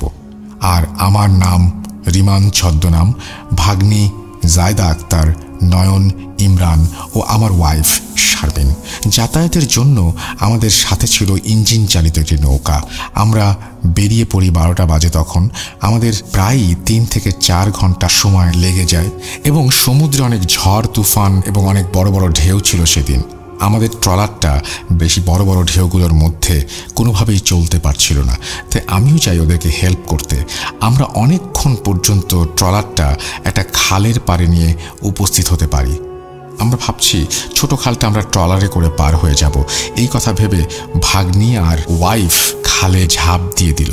ঝাঁপ দেওয়ার সাথে সাথেই ভাগ্নি মাথা দেখলাম, কিন্তু আমার ওয়াইফ আর উঠছে না। কয়েক সেকেন্ড যেতে না যেতেই দেখলাম ঠিক যেখানে তারা পানিতে লাফ দিল তার থেকে 15 থেকে 20 হাত দূরে হবে, সেখানে গিয়ে তারা উঠল। আমি তো অবাক, কারণ এইসব জিনিস আমি বিশ্বাস করি। আগে থেকেই বলছি আমি একটু আবেগপ্রবণ, এই ভেবে যে এসব আমারই ওয়াইফের সাথে ঘটে যাওয়া ঘটনা না তো। যাই হোক, সেদিন পানির থেকে উঠে আসতে একটা জিনিস দেখে আরও অবাক হয়ে যাই। তা হলো তার চুল পুরোপুরি খোলা, আর পুরোপুরি মনে হচ্ছে যে সে যখন লাফ দেয় তখন চুল বেনি করা ছিল। তারপর তাকে চুলার পাশে বসিয়ে জিজ্ঞেস করলাম সে কিছু বলতে পারে কিনা। যাই হোক, তখন ঠিক সন্ধ্যার মাগরিবের একটু আগে। তারপর আমি বিশ্বাস করি রাসেল ভাই, আমার খুব ভয় কাজ করছিল। আমার ওয়াইফের সাথে এরকমটা হওয়ায় তার কয়েক মিনিটের মধ্যেই আমরা ওই জায়গা ত্যাগ করি। ট্রলার কিছু দূর আসার পর আমার ভাগ্নি আমাকে বলছে যে সে চুলে শ্যাম্পু দিয়ে চুল ধুয়ে নেবে। তো সে নামলো, আবার পানিতে ঠিক তার মতো করে উঠল। আমার ওয়াইফও নামলো। আমি আর কিছু বললাম না। তার কয়েক মিনিট পরে তারা ট্রলারে উঠে আসলো। তো আমাদের ট্রলার আবার যেতে লাগলো। তার কিছু সময় পরে আমি খেয়াল করলাম আমার ওয়াইফের নাকে নাকফুল নেই। তো আমি তাকে জিজ্ঞেস করলাম, নাকফুল কই? সে বলল না। তারপর আবার যখন তাকে একটু জিজ্ঞেস করলাম এবং ব্যাগ ট্যাগ চেক করতে বললাম, এবার সে অনেক রাগ নিয়েই আমাকে বলল, আমি কিছু জানি না, আমাকে কেন জিজ্ঞেস করছো? জিজ্ঞেস করবি তো, তোরা সবাই এখানেই মরবি। এই কথা শোনার পরে আমার ভাগ্নে, আমি, আমাদের চাচাতো ভাই, আমরা অনেক ভয় পেয়ে যাই। আমরা কিছু বললাম না। তারপর আমরা বাড়ির ঘাটে এসে পৌঁছালাম। রাত তখন আনুমানিক 7টা থেকে 8টা। বাসায় ঢোকার পরে বাবা মা অনেক বকাবকি করলো। আসলে ভাই আরেকটা কথা বলতে ভুলে গেছি, যখন আমরা জাহাজে রওনা দিয়েছিলাম তখন আমার মা বাবা আমাকে বারণ করেছিল, তার সত্ত্বেও আমি গিয়েছিলাম। ভাবছিলাম নতুন বউ, আমরা একসাথে ঘুরতে অনেক মজা হবে। যাই হোক, ঘটনায় আসা যাক। তারপর বাবা মা তো অনেক বকলো এবং বকা শোনার পরে আমরা রাতে খেয়ে দিয়ে শুয়ে পড়ি। এরকম 3-4 দিন ভালোভাবেই কেটে গেল। 5 দিন মাঝরাতে আমার ঘুম ভেঙে যায় এবং আমি দেখি আমার পাশে কেউ নেই। আমি পুরো আগে ভাগে সব কিছু দেখলাম। ভাবলাম আমাকে রেখে রাতে সবাই যে যার মতো কোথায় চলে গেছে। তারপরে ওয়াশরুমে যেতে হবে আমাকে, সেদিকে রওনা দিলাম এবং আমি দেখলাম যে আমাদের যে পাকের ঘর অর্থাৎ রান্নাঘর, সেখানে মাটিতে কিছু চুল ছিটিয়ে আছে এবং আমি খুঁজতে খুঁজতে আমাদের রান্নাঘরে গেলাম। মানে উনি লিখেছেন যেভাবে আমি বুঝতে পারছি না, এবং সেখানে গিয়ে তিনি তার ওয়াইফকে আবিষ্কার করেন এবং তিনি সেখানে পড়ে আছেন এবং তিনি বিড় করে আমার কানের কাছে মুখ নিয়ে খুব আস্তে আস্তে বলছেন, তুই আমার পথের কাঁটা, তোকে মেরে আমি ওকে নিয়ে যাব, পারলে আমাকে আটকিয়ে দেখাস। তারপর সে অজ্ঞান হয়ে গেল। তাকে ঘরে নিয়ে আমি আমার খালুকে ওই রাতেই ফোন দিলাম। রাত 2:20 সে বলল, আমার হাতে একটা কাজ আছে, কাজ শেষ করে 2 দিন পরে আসছি। তার কথা শুনে আমার একটু রাগ হলো, কিন্তু সেই রাগ সামলে আমি বললাম, আচ্ছা ঠিক আছে, খালু কবিরাজ মানুষ, রাগ করে কি লাভ, আমারই তো দরকার। বেশি কিছু না ভেবে ঘুমোতে চলে গেলাম। পরদিন আমি আরেকটু বলে রাখি, আমাদের ঘরে ওই দিন দুপুরে আইটেম ছিল পাঙ্গাস মাছ, ইলিশ মাছ আর মুসুরির ডাল। আমার ওয়াইফ সে পাতলা ডাল আর পাঙ্গাস মাছ খায় না। ওই দিন আমরা সবাই যখন দুপুরের খাবার খেতে বসেছি তখন আমি পাঙ্গাস মাছ নিলাম, আমার বাবা মাও নিল, আর আমার ওয়াইফকে দিল একটা টুকরো ইলিশ মাছ। ইলিশ মাছ খেতে বেশি সময় লাগে না। শেষ না হতেই আমার প্লেট থেকে পাঙ্গাস মাছটা ছো মেরে নিয়ে গেল এবং পাতলা মুসুরির ডাল ছিল, তাও সে নিয়ে গেল। অনেকদিন ভালো মন্দ খাই না, আজকে পেয়েছি, সব কিছু খেয়ে ফেলবো। এরকম একটা হাড় হিম করা পরিবেশ দেখে আমার বাবা মা আমাকে অনেক বকাঝকা করতে লাগলো। আমি সাথে সাথে খালুকে ফোন দেই। তাকে এই কথা বলার পর আমি আজকে রাতে আসছি বলে আমাকে কিছু জোগাড় করে রাখতে বলে। যদিও 1-2 ঘন্টার ভেতর সব কিছু জোগাড় করে ফেললাম। খালু রাতে আসলো। আসার পরে আমার ওয়াইফকে দেখে বলল, বাবা রিমন, ওর ভেতরে যে আছে সে ভয়ঙ্কর এক বদজিন। এই জিন যার উপরে একবার ভর করে সে বেশি দিন বাঁচে না। এই জিন জাতির নামটা আমার ঠিক মনে নেই, সেজন্য ক্ষমা চেয়ে নিচ্ছি। আরও অনেক কথা বলল খালু, সেগুলো না হয় নাই বললাম। খালু ঘরের মাঝে একটা বৃত্ত আঁকলো, তার ভেতরে খালু আমার ওয়াইফকে বসালো। খালু কিছু সূরা পড়লেন কিছুক্ষণ পরে ওই বদজিনটা হাজির হলো এবং আমার খালু তাকে সালাম দিয়ে জিজ্ঞেস করলেন, কে তুই, নাম কি তোর, কোথা থেকে এসেছিস? উত্তরে সেই খারাপ জিনটা বলে উঠল, তুই আমাকে সালাম দিয়েছিস কেন, আমি তোদের জাতির অন্তর্গত নই।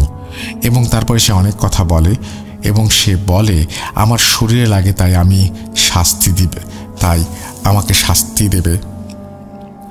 তারপরে সে যেটা করে সেটা হচ্ছে কোনো একটা কারণে সে তার শরীরে আঘাতপ্রাপ্ত হয় এবং সে পানিতে ডুব দেয়। আমি এই লেখাটা আসলে কিছুই বুঝতে পারছি না, যাই হোক অনেক দূর চলে এসেছি, সুতরাং শেষ করি। এবং তারপরে সে বলল নমস্কার, আরও বলল সে নাকি তাকে অনেক পছন্দ করে, তাকে নিয়ে যাবে। শরীর ছেড়ে সে কোনোভাবে যেতে রাজি হচ্ছিল না।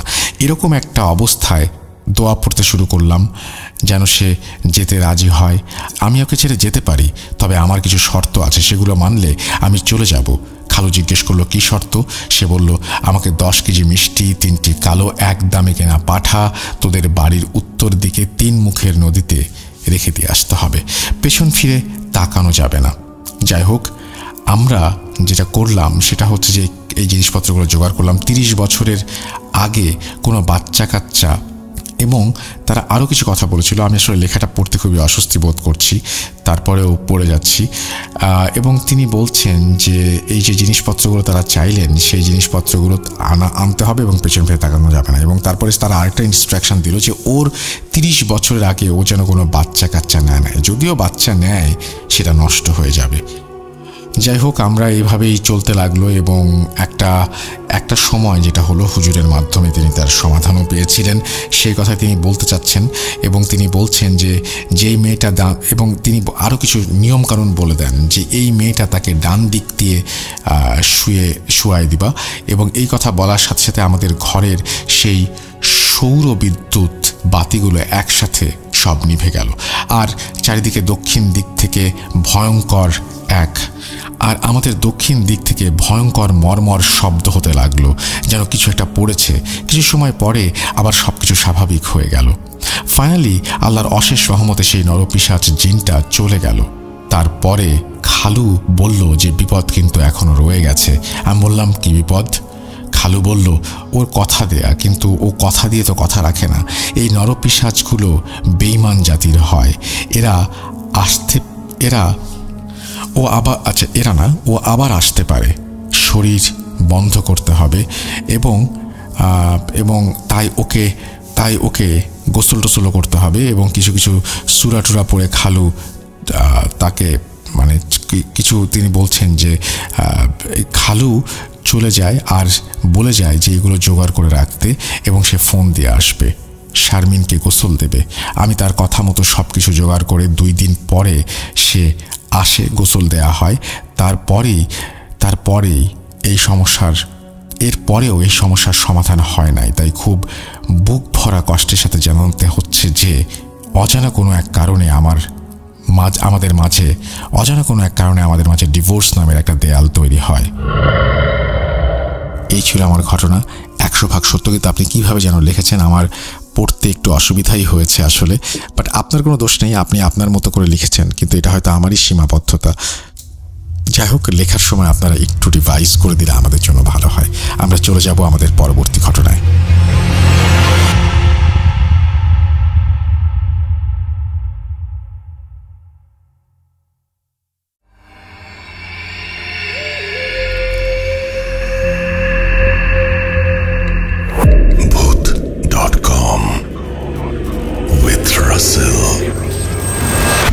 আরও একবার আপনাদের সবাইকে স্বাগত জানাচ্ছি। আমি রাসেল। আশা করছি ভালো আছেন, ভালোর দলে আছেন। রাত বাড়ছে কিন্তু এখনো পর্যন্ত দেখতে পাচ্ছি আপনারা আছেন, শেষ পর্যন্ত থাকবেন আশা করব। আমি আরও একবার জানিয়ে দিই, আমাদের ইমেল অ্যাড্রেস rasel.bhoot.com@gmail.com। আপনার নাম, ঠিকানা এবং ফোন নাম্বার সহ আপনি আপনার জীবনে ঘটে যাওয়া সেরা ঘটনাটি লিখে পাঠিয়ে দিন, আমরা অপেক্ষায় থাকব। চলুন আমরা চলে যাই আমাদের পরবর্তী ঘটনায়।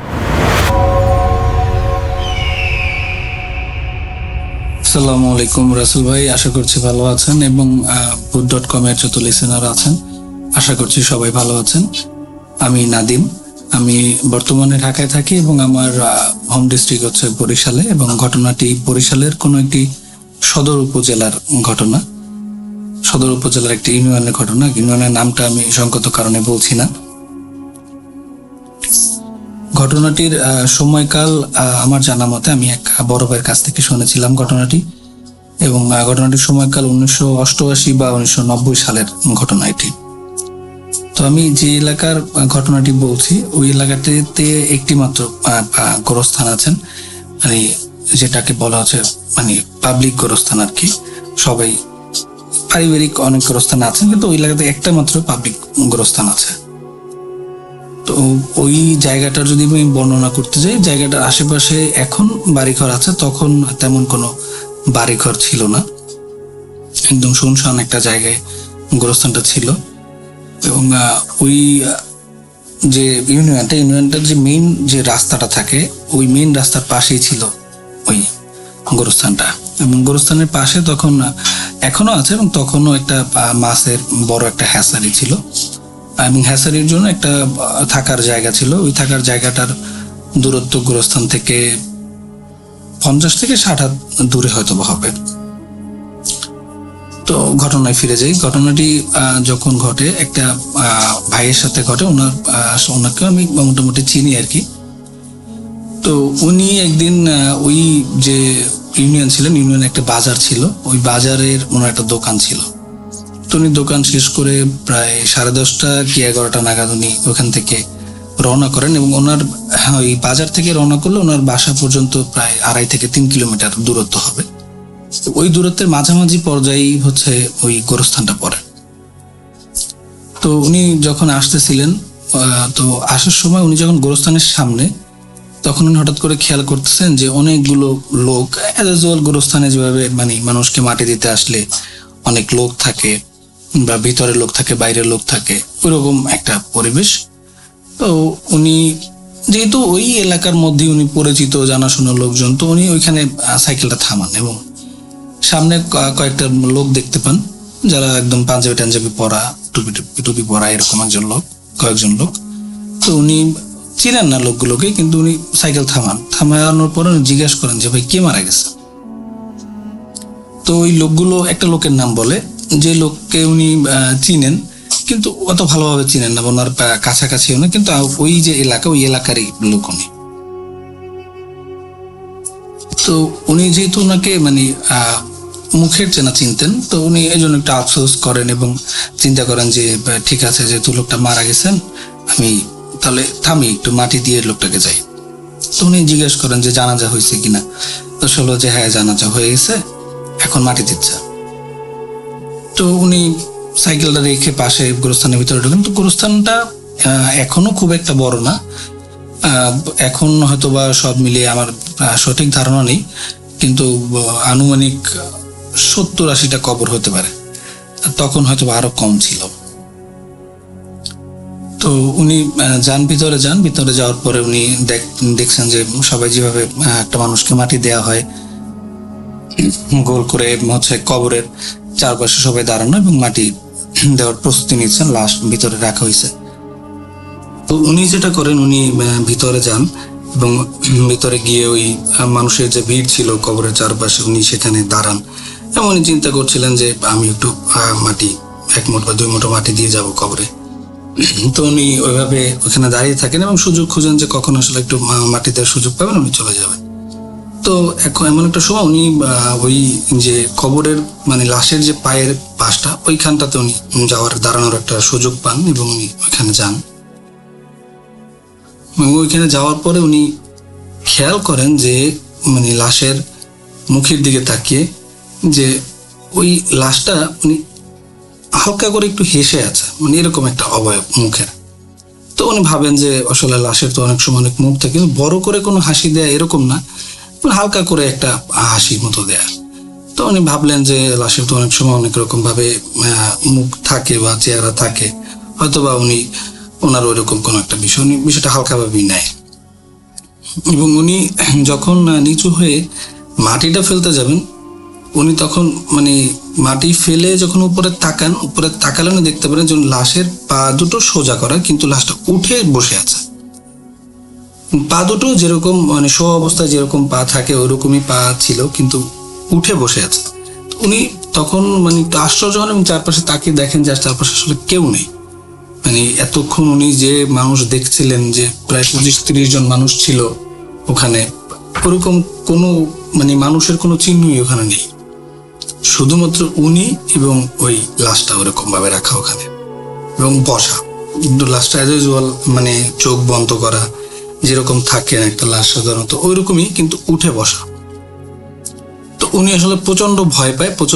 উনি যে মানে হাঁটু ভাঁজ করে যে বসা ছিলেন ওখান থেকে উনি উঠতে যান, কিন্তু উনি যখনই উঠতে যান তখনই উনি অনুভব করেন যে মানে একটু ঘুরে উঠতে গেলে কেউ ওনাকে টেনে ধরছেন এবং উনি চেষ্টা করতেছেন যে ওখান থেকে আসলে পুরোপুরিভাবে দাঁড়ানোর, কিন্তু উনি সেই সুযোগটা পান না। এবং কোনো কারণে হয়তো উনি ব্যালেন্স লস করলেন বা পিছনে টান লাগছে, এই কারণে উনি সোজা গিয়ে কবরের ভিতরে পড়েন। এবং কবরের ভিতরে যখন পড়েন তখন ওনার অনুভব হয় যে না, এখানে কিছু নেই, মানে কোনো লাশ নেই বা কোনো বস্তু নেই, কিছুই নেই। মানে উনি জাস্ট একটা মাটির উপরে গিয়ে সরাসরি পড়ছেন।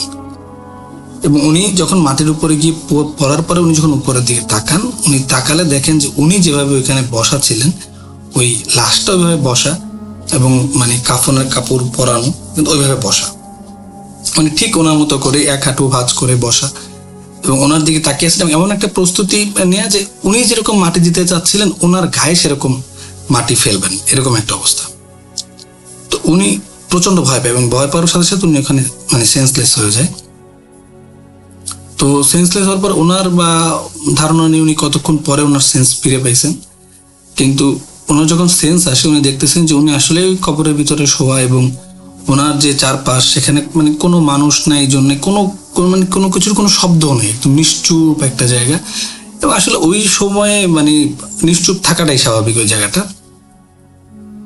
কিন্তু উনি যখন উনি মানে বেহুশ হন তার আগে যে উনি যত মানুষের কোলাহল, মানুষ ছিলেন বা লাশের যে ঘটনাটা ছিল ওরকম কোনো ঘটনা উনি আসলে পরবর্তীতে যখন ওনার জ্ঞান ফিরেন তখন কোনো কিছুই দেখতে পান না। তো উনি স্বাভাবিকভাবেই মানে ওখান থেকে উঠে আসেন। তো আমরা তো সবাই জানি একটা কবরের মানে মানে গভীরতাটা কতটুকু হয়। তো উনি একটু কষ্ট করে স্ট্রাগল করে ওখান থেকে উঠে আসেন, কারণ উনি পড়ে যাওয়ার কারণে কিছু ব্যথাও পাইছেন টুকটাক। তো উনি উঠে আসার পরে মানে ওনার কাছে মনে হচ্ছে যে মানে রাস্তাটা হচ্ছে বাম দিকে, কিন্তু আসলে মানে যে রাস্তাটা মানে আমরা মানে কেউ যখন ওই মেন রাস্তা থেকে যায় তো কবরটা হচ্ছে গিয়ে হাতের বাম দিকে পড়ে আর কি। যদি মানে ওই বাজারের দিক থেকে আসতে যায় তাহলে হচ্ছে বাম দিকে পড়ে হাত। তো উনি যেহেতু উঠছেন কবর থেকে, তো ওনার ডান দিকে হওয়ার কথা, গোরস্থানের ডান দিকে রাস্তাটা হওয়ার কথা, কিন্তু উনি দেখতেছেন যে রাস্তাটা হচ্ছে বাম দিকে। তো উনি আসলে ওই মুহূর্তে উনি একটু প্যানিকড, এই জন্য উনি অত কিছু মানে খেয়ালও করেন নাই বা ভাবেনও নাই, উনি সোজা বাম দিকে হাঁটা শুরু করছেন। এবং এই বাম দিকে মানে কবরের যে মানে গোরস্থানটার যে পূর্ব পাশটা ছিল ওই দিকটাতে হচ্ছে কি একটা হ্যাসারি ছিল এবং হ্যাসারির একটা বাড়িঘর ছিল। কিন্তু উনি 2-3 পা হাঁটার পর ওনার কাছে মনে হলো যে আসলে এই দিকে তো রাস্তা না, রাস্তাটা তো ওই দিকে, আর ওইদিকে একটু ঢালু, মানে ঢালুর পরে হচ্ছে ক্ষেত, ধান ক্ষেতটা পার হয়ে হচ্ছে গিয়ে যেতে হয় ওই হ্যাসারির দিকে। তো উনি দেখতেছেন যে এইদিকে ঢালু, আর যেটা হচ্ছে মেইন রাস্তার দিকে ওদিকে হচ্ছে সমান একটা জায়গায় এবং রাস্তার মতো করা আছে গোরস্থানের ভিতর থেকে। তো ওনার কাছে তখন ওনার মানে জিনিসটা মনে পড়ে যে না এইদিকে রাস্তা নাই। তো উনি যখন ঘুরতে যান ডান দিকে, যেটা উনি ডান দিকে যাবেন রাস্তা দিকে, তখন ডান দিকে দেখতেছেন যে ওই গোরস্থানের মধ্যে যে রাস্তা করা থাকে ওই রাস্তার উপরে খাটিয়ার মধ্যে একটা লাশ রাখা এবং পাশে অনেক মানুষজন, কিন্তু আসলে সবাই সাদা জুব্বা পরা না, মানে কেউ সাদা পাঞ্জাবি পরা, কেউ হুজুরদের মতো এরকম পা পর্যন্ত জুব্বা পরা, কেউ নর্মাল মানুষও আছেন। তো উনি এবার আসলে একটু ভয় পান যে গতবারে উনি সেম জিনিসটা দেখছেন কিন্তু দেখার পরে ঘটনা ঘটলো উল্টো, তাহলে এবারও হয়তো বা কোনো মানে আসলে উল্টো কিছুই ঘটবে। তো উনি ভয় পান এবং ভয় পাওয়ার পর উনি চিন্তা করেন যে আসলে তাহলে আমি ওই যে হ্যাচারি আছে হ্যাচারির দিকে আমি চলে যাব, কারণ হ্যাচারির মধ্যে 2-3 জন মানুষ থাকে, এটা সবাই জানতো যে যারা পাহারা দেয় আর কি। তো উনি নামলেন এবং নেমে আসলে হ্যাচারির দিকে যাচ্ছেন, কিন্তু আসলে ওনাকে যে হ্যাচারির দিকে পাঠানো হচ্ছে বা হ্যাচারির দিকে যাওয়ার জন্য ওনাকে ইনফ্লুয়েন্স করা হচ্ছে এটা আসলে উনি তখন বুঝতে পারে নাই। তো উনি হচ্ছে গিয়ে ওই ঢাল থেকে নেমে যে ধান ক্ষেত আছে, ধান ক্ষেত তখন ধান ছিল না, তো ওই ক্ষেত পার হয়ে উনি হ্যাচারির দিকে উঠতে হলে হ্যাচারিতে উঠতে আবার একটু উঁচু জায়গা আছে। তো উনি ওই উঁচু জায়গাটাতে উঠে মানে পুকুরের যে পার হয় আর কি, পাড়টাতে ওঠার পরে উনি যখন গোরস্থানের দিকে তাকান তো উনি দেখতে পান যে ওনার আসলে ওই যে মানুষগুলো ওরকমই আছেন, মানে আসলে ওনার দিকে তাকিয়ে আছেন বা ওনাকে দেখছেন কিনা এটা ওনার পক্ষে ওই দূর থেকে 25-30 হাত দূর থেকে বোঝা সম্ভব না। কিন্তু উনি বুঝতে পারছেন যে এখনো ওই যে মানুষগুলো ছিল বা যে সিচুয়েশনটা যেরকম ছিল তখন এখনো ওইরকমই আছে। তো উনি এরপর হ্যাসারির বাসার দিকে চলে যান এবং ওইখানে গিয়ে দেখতে পারে যে না, ওইখানে আজকে একটা লোক আছে এবং ওই একটা লোক ওখানে ঘুমাচ্ছে। তো উনি ডাকার পরে তো ওনাকে বলেন যে ওই ভিতর থেকে আওয়াজ আসে যে কে। তো উনি ওনার পরিচয় দেন যে আমি অমুক, আমি একটু আসছি এখানে। তো উনি জিজ্ঞেস করেন ভিতর থেকে দরজা না খুলে যে কেন আসছেন, কি কারণে এত রাত্রে এখানে আসছেন। তো উনি বলে যে আসলে আমি একটু ভয় পেয়েছি, আমি এখান থেকে যাচ্ছিলাম তাই আমি আসছি। তো ওই লোকটা ভিতর থেকে দরজা খুলে, তো ওনাকে মোটামুটি যেহেতু ছোট একটা মানে এরিয়ার মানে ইউনিয়ন ছিল, ইউনিয়নের মধ্যে ছোট 2টা গ্রাম, তো সবাই মোটামুটি আর কি মুখ পরিচিত, আর যেহেতু ওনার বাজারে একটা দোকান ছিল তো টুকটাক সবাই চিনত ওনাকে। তো এরপরে উনি ওই হ্যাসারির যে লোক ছিলেন উনি ওনাকে জিজ্ঞাসা করেন যে কি হয়েছে। তো উনি পুরো ঘটনাটা ওনাকে খুলে বলেন যে এরকম এরকম এই সমস্যা হয়েছে। তো উনি হ্যাসারির লোকটা বলেন যে ঠিক আছে আপনি থেকে যান আমার এখানে, আজকে আপনার যাওয়ার দরকার নেই। তো উনি বলে যে আচ্ছা ঠিক আছে। উনি মনে মনে একটু খুশি হন যে এই সিচুয়েশনে আমি যেতে পারবো না বা আমার কোনো সমস্যা হয় আমি থেকেই যাই।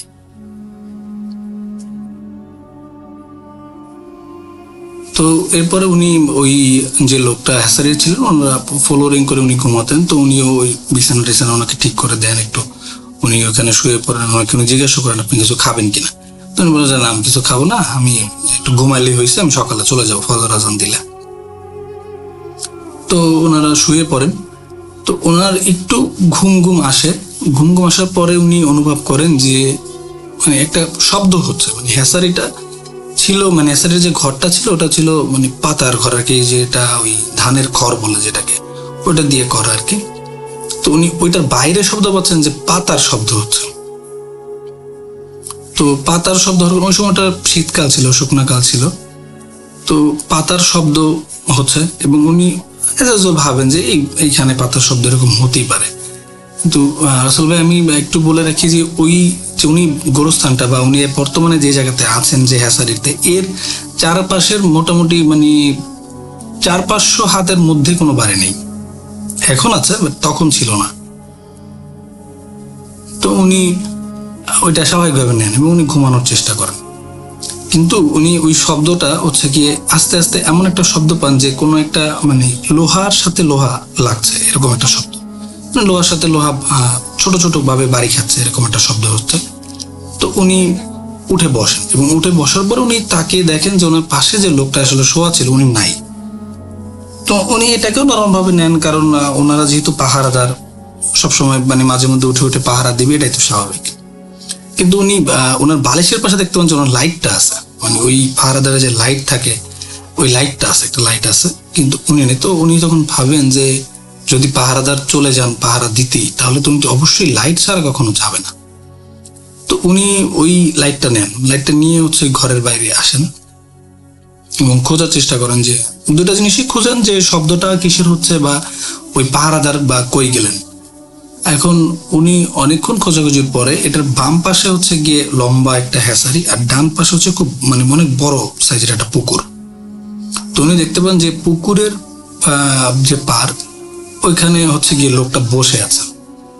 তো উনি ভাবছেন যে হয়তো বা প্রাকৃতিক ডাকে সাড়া দেওয়ার জন্য বসছেন বা যে কোনো কারণে বসতে পারেন। তো উনি হচ্ছে গিয়ে ওনার মানে কাছে লাইট মারেন। তো ওনার থেকে ওই লোকটার ডিস্টেন্স ছিল 10 থেকে 12 হাতের মতো এরকম। তো যখন উনি লাইট মারেন তখন হচ্ছে গিয়ে ওই লোকটা ওনার দিকে মানে ঘুরে তাকান, মানে অল্প একটু অ্যাঙ্গেল করে তাকান এবং মানে লোকটা তাকানোর পরে বিভৎস একটা হাসি দেয়, মানে অনেক বিভৎস টাইপের একটা হাসি। এবং মানে ওনার যে চেহারাটা ছিল, চোখগুলো মানুষের যে চোখ হয় তার থেকে সামান্য কিছু বড় এবং একদম চোখ বড় বড় করে ওনার দিকে তাকানো, কিন্তু মুখে হাসি। আর যে বডি যে ওনার ছিল, বডিটা যেদিকে মুভ করা ছিল ওদিকেই আছে, শুধু মাথাটা ঘোরানো ওনার দিকে।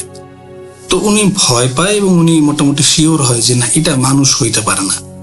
আর যদি মানুষ হয় মানে খুব বেশি যে আসলে মানুষ না এরকম অবয়ব দেখাচ্ছে এরকমও না, মানে উনি এটা অনুভব করেন যে এটা ও যদি মানুষ হয় তাহলে ও তো এইভাবে আমার দিকে তাকাবে না, মানে ওই মানুষটা যদি ওই মানুষটাই হয় তাহলে তো এইভাবে তাকানোর কথা না। কিন্তু খুব বেশি যে ভয়ানক দৃষ্টি ছিল এরকম না। তো উনি ভয় পায়। ভয় পাওয়ার পরেও উনি ওনাকে মানে নাম ধরে ডাক দেয়। তো নাম ধরে ডাক দেওয়ার পর স্বাভাবিকভাবে উঠে দাঁড়ায় লোকটা দাঁড়ায় ওনার কাছে চলে আসে হেঁটে হেঁটে। তো উনিও ভাবে যে হয়তো উনি ভুল দেখছেন, যেহেতু ডাক দেওয়ার পরে ওই লোক স্বাভাবিকভাবেই ওনার কাছে আসছেন। উনি বলে যে কি হয়েছে, কই গেছিলেন। তো উনি ওনাকে জানান যে উনি একটু প্রাকৃতিক ডাকে সাড়া দিতে গেছিলেন এবং উনি এখন শুয়ে পড়বেন। ওনাকেও বলেন যে চলেন শুয়ে পড়ি। তো উনি বলেন যে ঠিক আছে শুয়ে পড়ি, চলেন। তো উনি যখন আসবেন তখন উনি চিন্তা করেন যে যেহেতু বাইরে আসছি, উনি একটু প্রাকৃতিক ডাকে সাড়া দিয়ে তারপরে গিয়ে শুয়ে পড়বেন, এরকম একটা বিষয়। ওই যে লোকটা ছিলেন উনি ভিতরে চলে গেছেন এবং ওই যে ভাইয়ের সাথে এই ঘটনাটা ঘটে উনি হচ্ছে গিয়ে প্রাকৃতিক ডাকে সাড়া দিয়ে আসবেন এরকম একটা উনি চিন্তা করেন এবং যেটা চিন্তা সেটাই উনি করেন।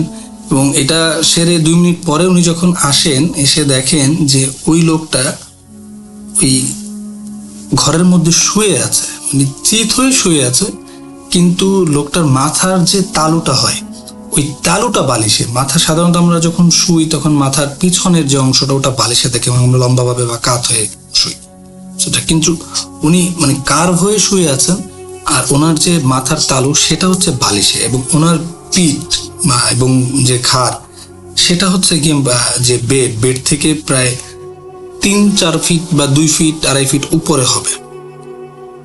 আমি এক্স্যাক্টলি বলতে পারছি না, কারণ উনি আমাকে এভাবেই বললেন যে উপরে আর কি জায়গাটা, কিন্তু ওনার যে নিচের যে অংশটা, মানে আমরা যেটা বলি যে মাজা বলি যেটাকে, বা নিচের যে পায়ের অংশ, এটা কিন্তু বেডে লাগানো।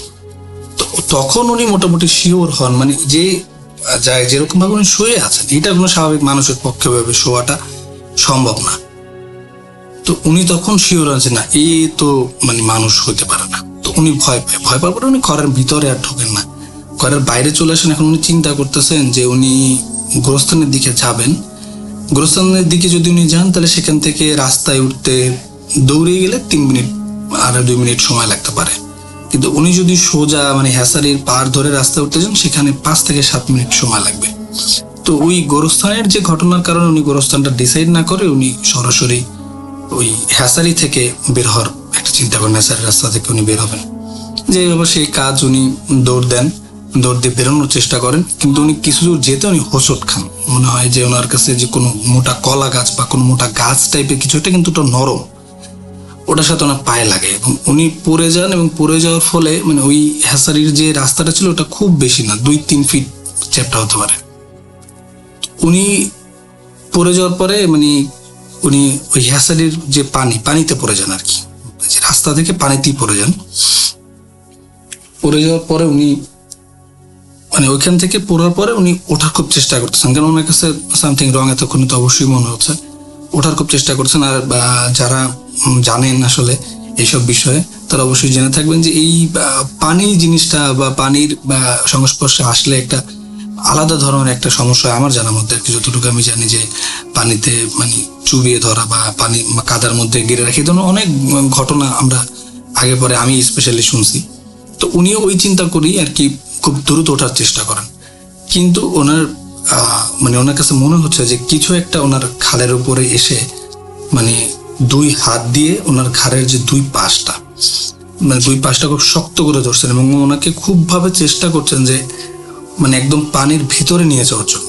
তো উনি একদম পাড়েই ছিলেন, কিন্তু পাড় থেকে ওনাকে পানির ভিতরে নিয়ে যাওয়ার একটা চেষ্টা করছেন। এবং উনি মানে যে ভাই আমাকে ঘটনাটা বলছেন সেটা উনি অবশ্য ওনার কাছ থেকে, যার সাথে ঘটে ওনার কাছ থেকে শোনা।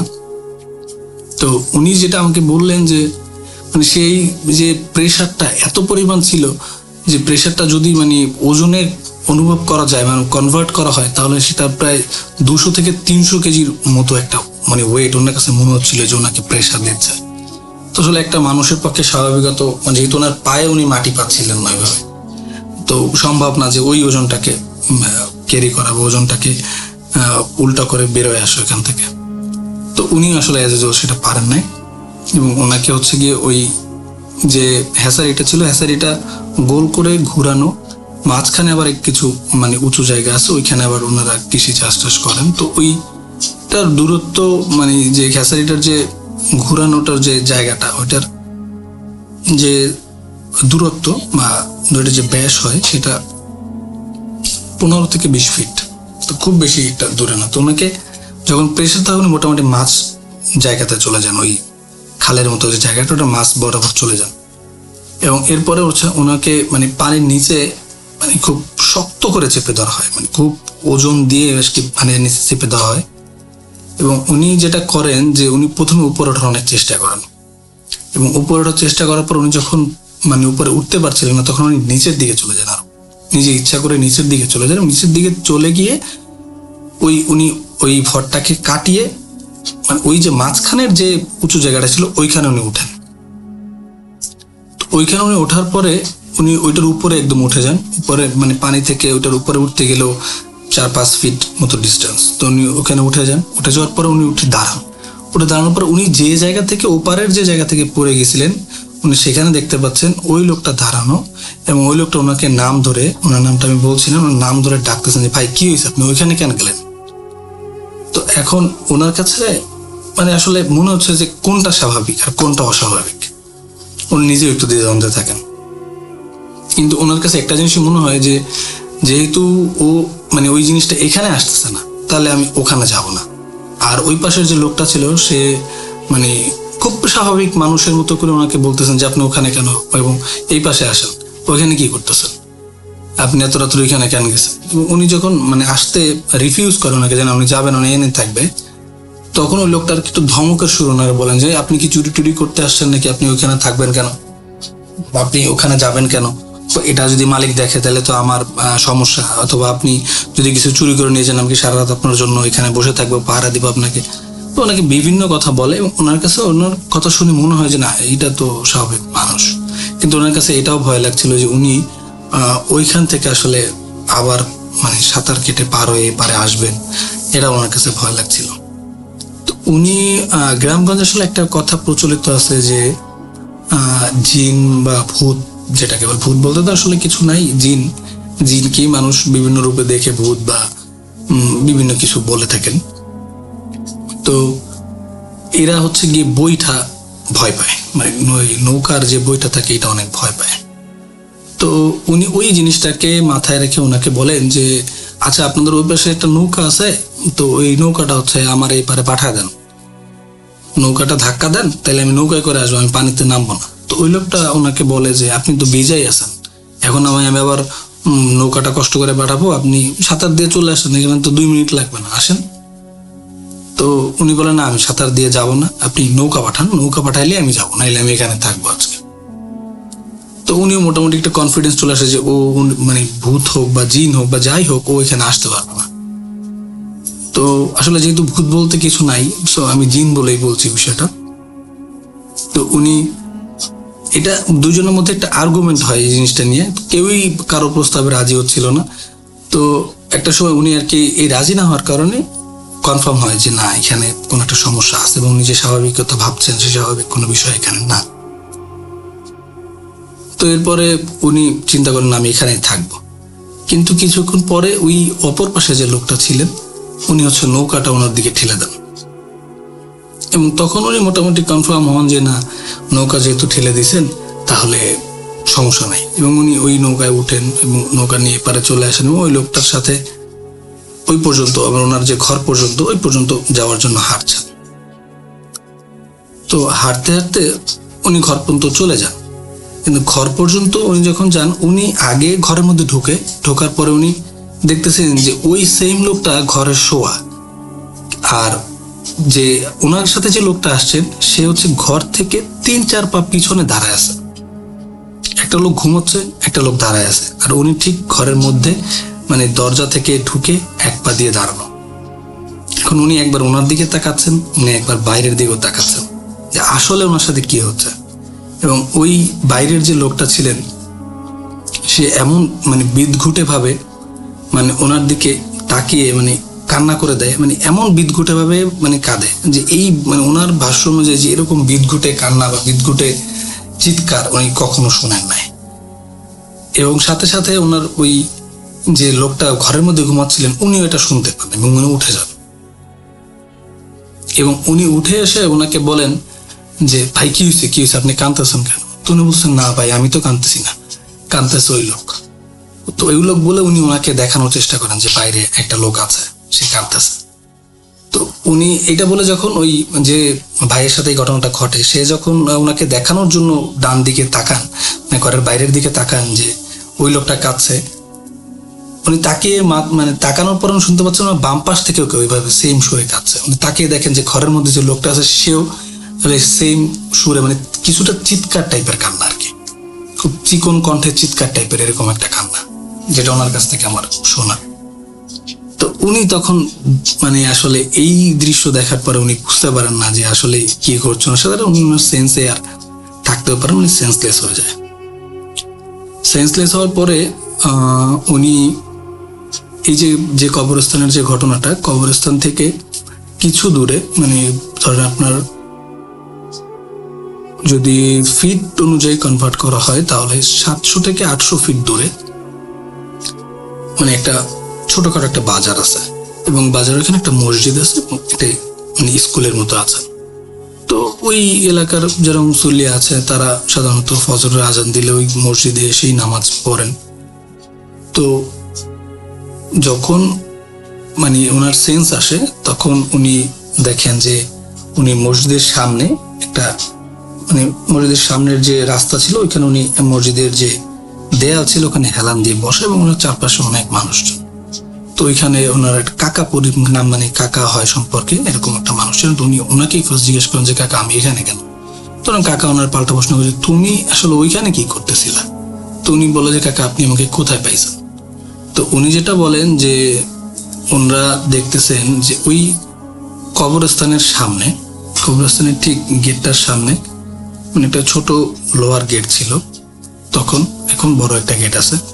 ওই গেটের সামনে উনি এই হেলান দিয়ে গেটের সামনে মানে বসে আছেন।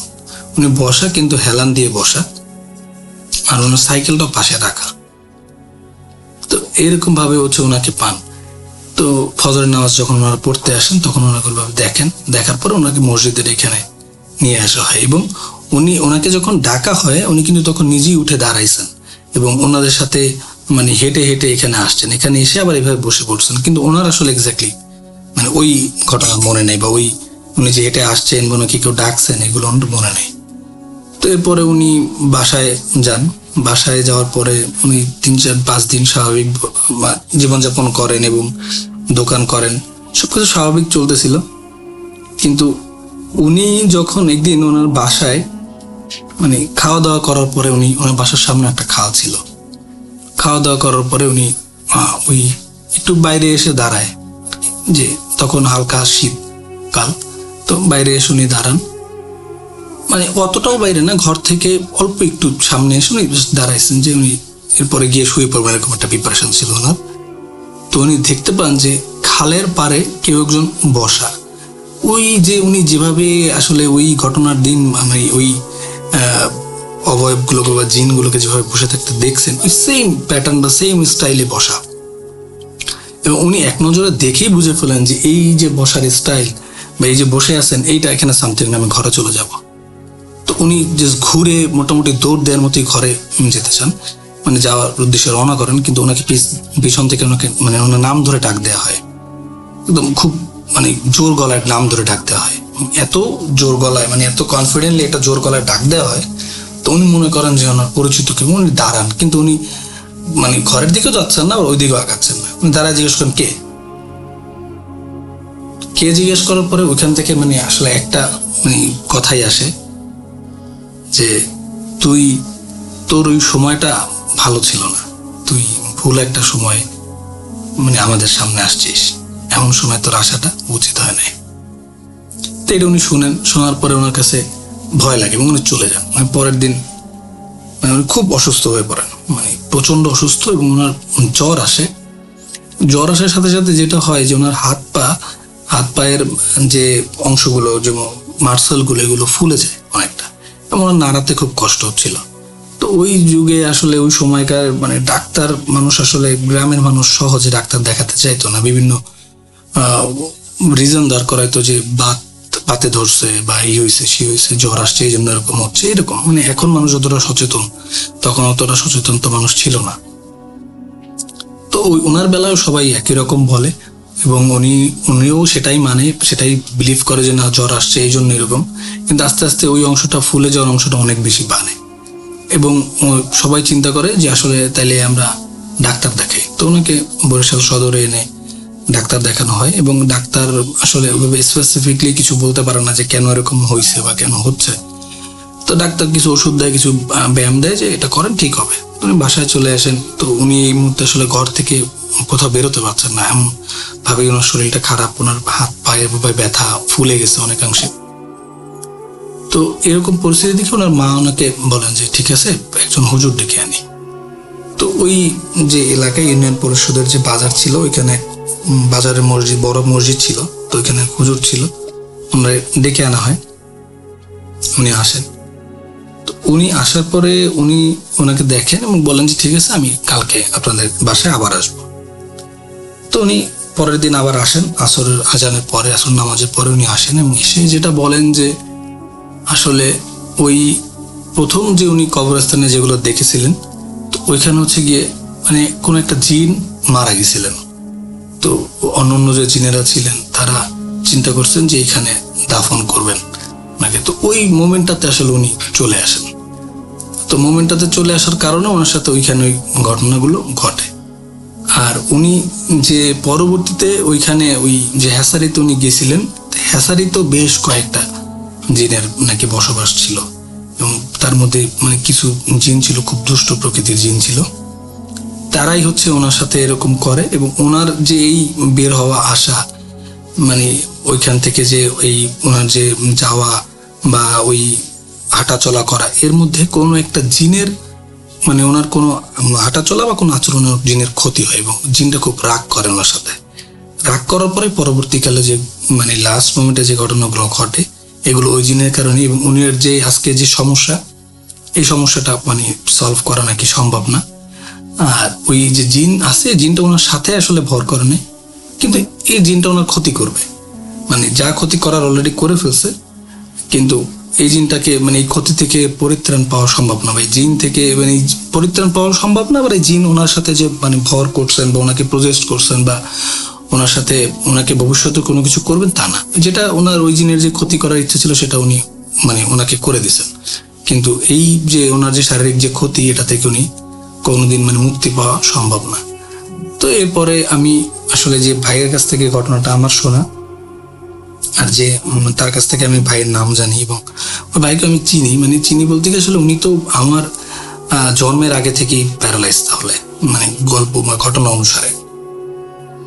তো এই জন্য ওনার নাম আমি জানি, কিন্তু ওনাকে আমি ওইভাবে কখনো আসলে দেখি না, উনি ঘর থেকে বেরোতে পারেন না।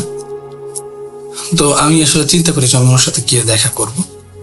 এবং আমি আমার যার যে ভাইয়ের মাধ্যমে আমার ঘটনাটা শোনা, আমি ওনার কাছ থেকেই ওনাকেই রিকোয়েস্ট করে যে ভাই চলেন ওনাকে একটু দেখে আসি। তো ওই যার কাছ থেকে আমি ঘটনা শুনছি তার বাসা হচ্ছে ওনার বাসার দুইটা বাসা পরে।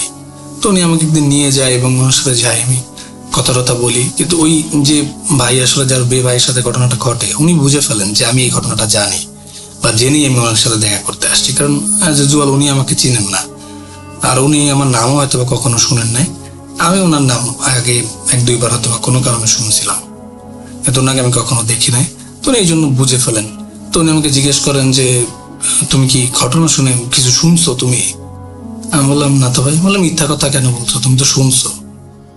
ওই যে আমাকে ঘটনাটা বলছেন ওর নাম হচ্ছে রাসেল। তো উনি বলেন যে রাসেলের কাছ থেকে কি তুমি শুনছো ঘটনা, কিছু শুনছো? আমি বললাম যে হ্যাঁ ভাই আমি শুনছি।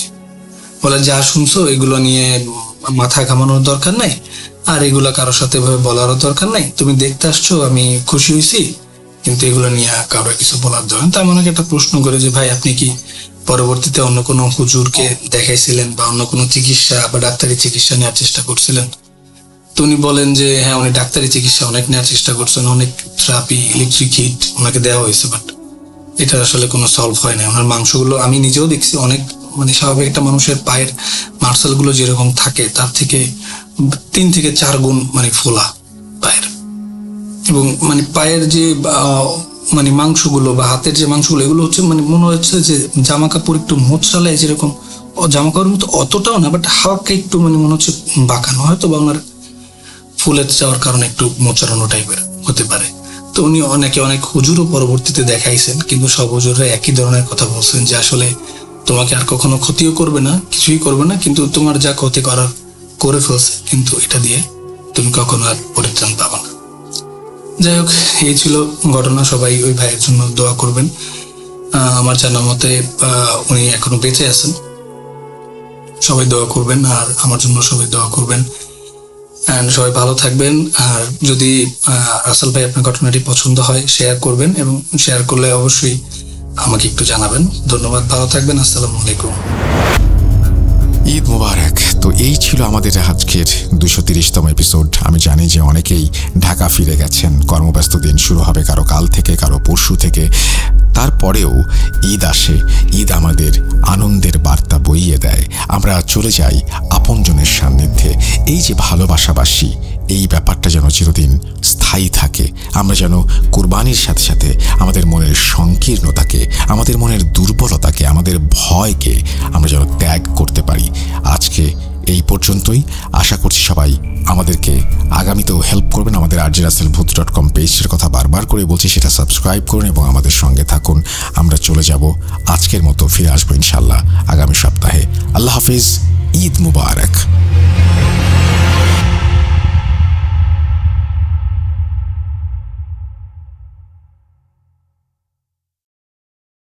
Welcome back. আপনাদের সবাইকে অনেক অনেক ধন্যবাদ এতক্ষণ পর্যন্ত আমাদের সাথে থাকার জন্য। অনেক অনেক শুভকামনা রইল। সব সময় এই ইউটিউব চ্যানেলটি সম্পর্কে আপডেট পেতে আমাদের ইউটিউব চ্যানেলটিকে সাবস্ক্রাইব করুন। আশা করছি আমরা একসাথে অনেকটা পথ হাঁটব। আজকের মতো এখানেই বিদায় নিচ্ছি। সবাই ভালো থাকুন, সুস্থ থাকুন, মোস্ট ইম্পর্টেন্টলি ভূত.com এর সাথে থাকুন। আল্লাহ হাফেজ।